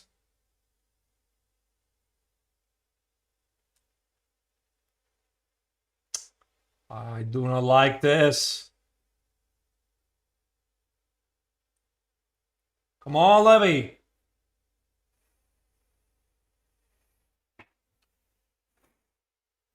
One minute. You can't calculate this until a forced victory. There's no forced victory here. You just gotta make a move. Now Chirilo has 6 minutes here. Levy has only 1 minute. Levy is freezing Ridley here. You gotta make a move. 35 seconds. Am I missing something here? Maybe there's a lag. He actually has more time than indicated. E5 is played. No, he actually has only 54 seconds on the clock. There's the move. I mean, this should have been done ages ago.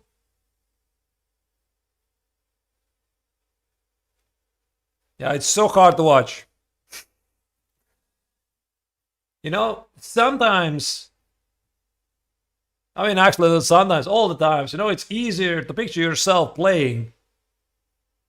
It's so difficult to watch, especially when you are rooting for someone. Queen d2 is played very quickly. Queen g5 is a threat. Levy, you gotta fire those next moves. Like, there's no tomorrow. Knight e6 looks a reasonable move. The game is a mess.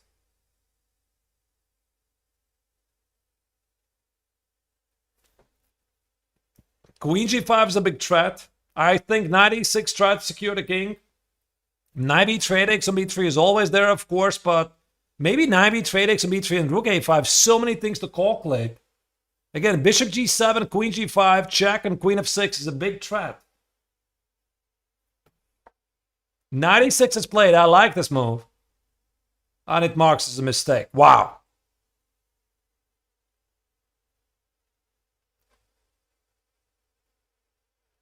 Why is this a mistake? Probably there's a tactical problem. I mean, it's a very human move. Yeah, it is a mistake apparently, but it's a very human move. Because you bring the knight closer to the king, you open up the c file. Bishop g7, I suppose knight g7 will be played. You can't play king g7 because queen h6, queen f6 is simply incoming. Knight g7 is played very quickly. What's the material balance? 1, 2, 3, 4, 5. 1, 2, 3, 4, 5. Everything is equal. Both kings are completely wide open. Maybe there's some problems with bishop d3, bishop h7, and queen h6. But I mean, this king is also weak. Perhaps white can even include moves something like a6 to keep the queen side closed. I'm not sure. The game is very, very sharp, obviously. Bishop d3 is e4. Maybe there's g5 and bishop d3 hitting the pawn on h7. g5 is knight h5. Still not over. The game obviously continues. Queen g5. Come on, guys. It allows queen c3.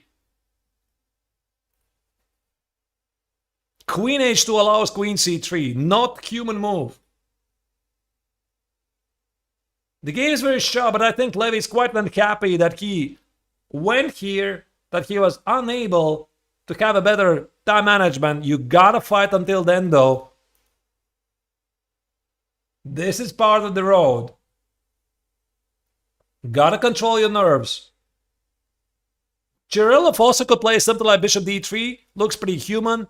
Develop the bishop, hit the pawn on h7, allow black to play e4. Also, king b2, king a1 makes perfect sense. So he's not going to fire out the next move like in 1 or 2 minutes. The game is too sharp.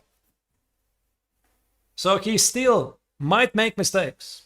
I don't see like anything immediately terribly wrong with black's position. All I have is the bar. The bar says white is like technically winning somehow, but again, might be some crazy tactics. Rook h6 is played.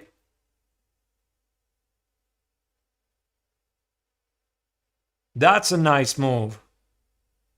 Oh, that is a very unpleasant move. So the point is, if the knight goes away, there's bishop d3.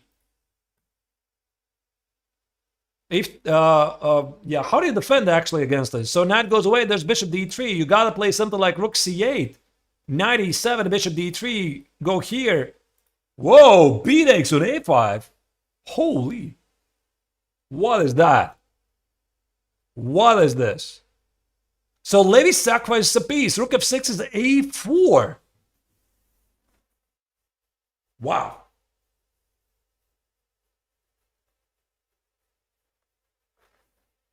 Now that is quite something. No, this is not a blunder. This is a sacrifice. Super complex. So rook f6, a4, knight a1, d4, all in. All in for Levy. He has nothing to lose. This is not bluffing. This is a great choice. I like it. It's very important whenever you're in a time scramble, you try to be the attacking side. You never defend. You try to be attacking. That's a huge move. So rook f6, a4. Maybe Kirillov plays something like g5 even here. g5 and whatever happens, I'm just guessing. g5, a4, takes it, a takes on b3, queen g5. What is this? Rook f6 is on the board. a4 should be played.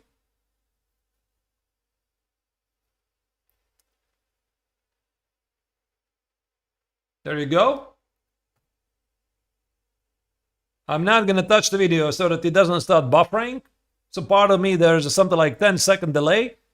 This time Levy plays a4 pretty quickly. I think knight a1 has to be played. White has an extra piece, so it is 1, 2, 3, 4, 5, 1, 2, 3, 4 for a pawn. Also, do not underestimate threats like rook b8, queen c5, and queen a3 if the knight goes to a1. Rook c8 might be a threat. Threaten to take the pawn on c3. Knight e6 can join the game. Knight a1 is played. Actually, rook b8 looks pretty nice. Rook b8 with some queen b7 or queen c5 ideas. But rook c8 looks reasonable as well.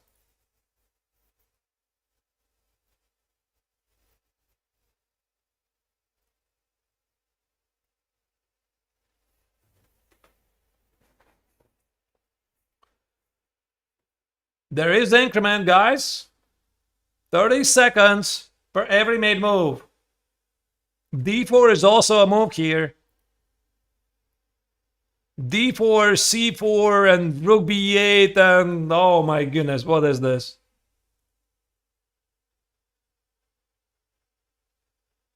$30 for Levy.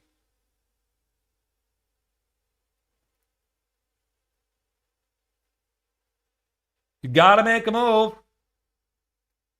Rook a b8 also is a reasonable move. Keep the other rook on c8. Makes perfect sense. 12 seconds, 10 seconds. He reaches for the move. He's not sure. I think he's going to play rook b8. 5 seconds for Levy. 4 seconds. 3 seconds. There's a bit delay with the video. And he did play it. 32 seconds. Queen e7. So he noticed queen a3 threat. I don't like this move. Should have started with something like rook b8 and then play queen e7. But again, he's in a serious time scramble. It's a passive move. I don't like it. Rook h6 is a very easy move. Rook b6 is also a defensive move. Close the b file. The game obviously still continues. This is a massive time scramble.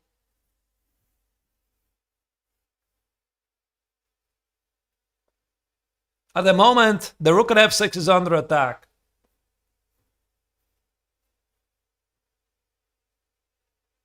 There's still a lot of tricks. Black is attacking, white is trying to capitalize on the extra piece. So if this gets to the time scramble to the increment for white, all 3 results are still possible here. I do see the body of viewers. I can count the number of pieces. White has an extra piece, a piece for a pawn, but the white king is feeling more vulnerable. Rook b6 is played, very human move. Yeah, this queen e7, I didn't like this move at all. Now you gotta include the other rook. Rook c8 something, hit a pawn on c3, threaten to play d4. White's gonna play knight c2 no matter what. Rook a b8. Wow. Now that's a move I do not like at all. You don't want to trade pieces. Oh, geez. You should have started with rook b8 immediately. Keep the rook at f6. So rook b8, knight c2. Maybe there's some ideas like queen goes here, threatening with check on b2. But with just 2 heavy pieces on the board, the chance for a successful attack are not looking good. Rook b8 trade happens.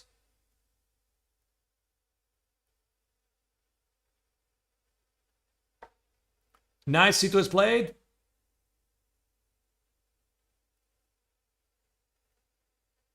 So here, white deals with queen a3 threat.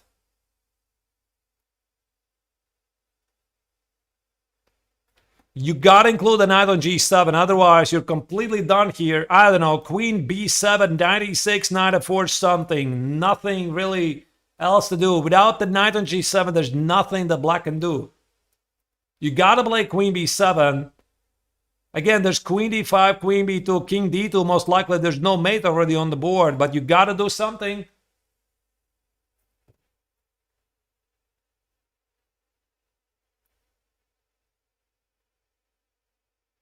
a3, I'm not really sure if does anything. a3, rook b2 doesn't feel quite right.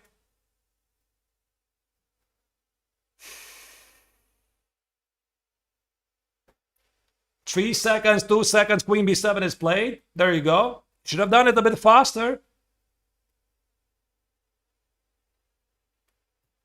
When you feel you're lost, Just play faster, apply pressure.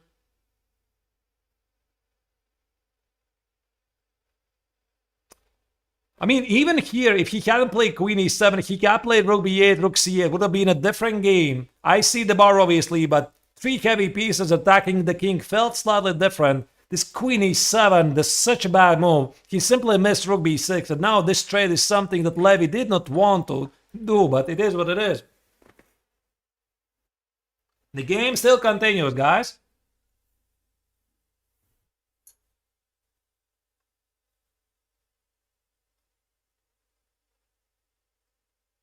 After knight b4, there could be a d4 push.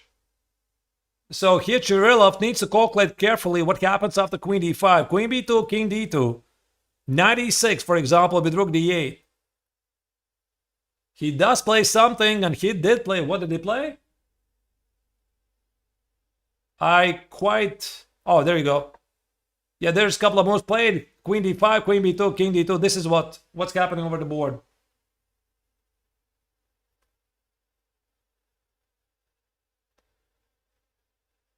Yeah, knight e6, the only move.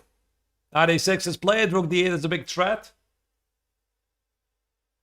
Bishop d3 most likely, rook d8, queen e4.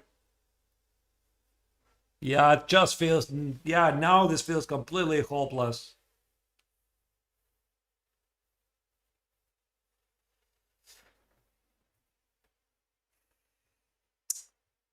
Oh dear. Yeah, why do these lessons have to be so painful, right? It is what it is.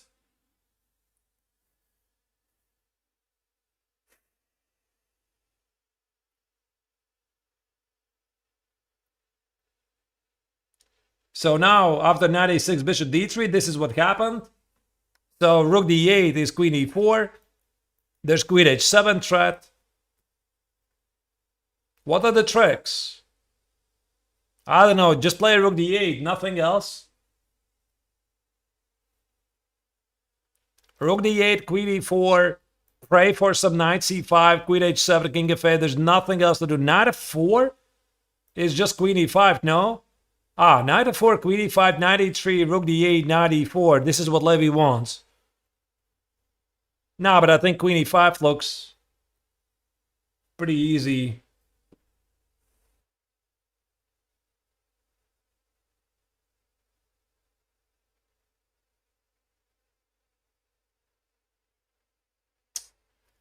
Right.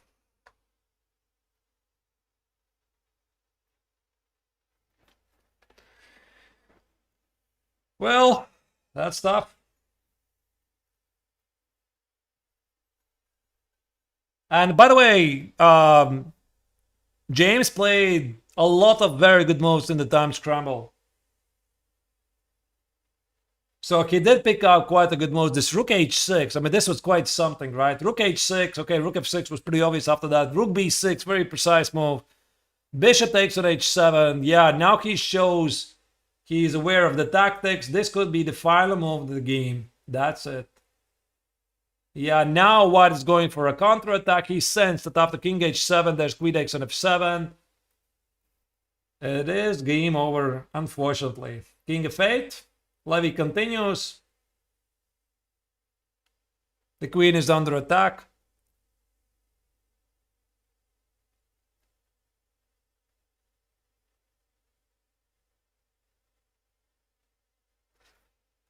Queen d6 looks like an easy move. King goes here. You can always just take on e5, of course. Queen e5. No, that's it. That's it. Queen e5, queen e4. King e8. Levy still continues. Queen e5. Knight goes back. That's it. This game is over.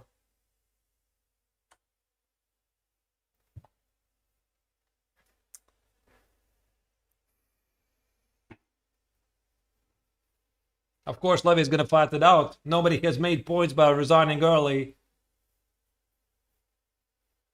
But in the time scramble, Chirillov kept a cool head. He found all the moves. And it was leading to a logical... Yeah, there's the resignation. It was leading to a logical outcome for Levy. And yet, and yet this is officially the worst start for Levy in any tournament lately. So 2 losses in a row. It is what it is. So I have to go back again to this critical moment. Now this is a very painful loss. It hurts much more than the first one, to be honest. So this beautiful bishop c2, knight e5, and queen c7 and a5. This was really good chess. Short castle, b8 and a5, b6. Great move here. Bishop h6. Okay, engine marks as a mistake. This bishop h6 and b8 on c5 with c4 and queen f4. You can miss it. You can definitely miss it. So and after that, it was a crazy scramble. So Levy played knight c5, e5, queen d2. Let me check what the engine was suggesting here. Rook fc8. Wow, this is very difficult to find. Rook fc8 with the idea to meet bishop g7 with what? Let me check it. King g7? Oh, just ignore the knight. Queen g5 check, king f8, and you anticipate queen f6 with knight b3. Oh yeah. I mean, of course you can miss it. So, well, the second loss for Levy. But dear viewers,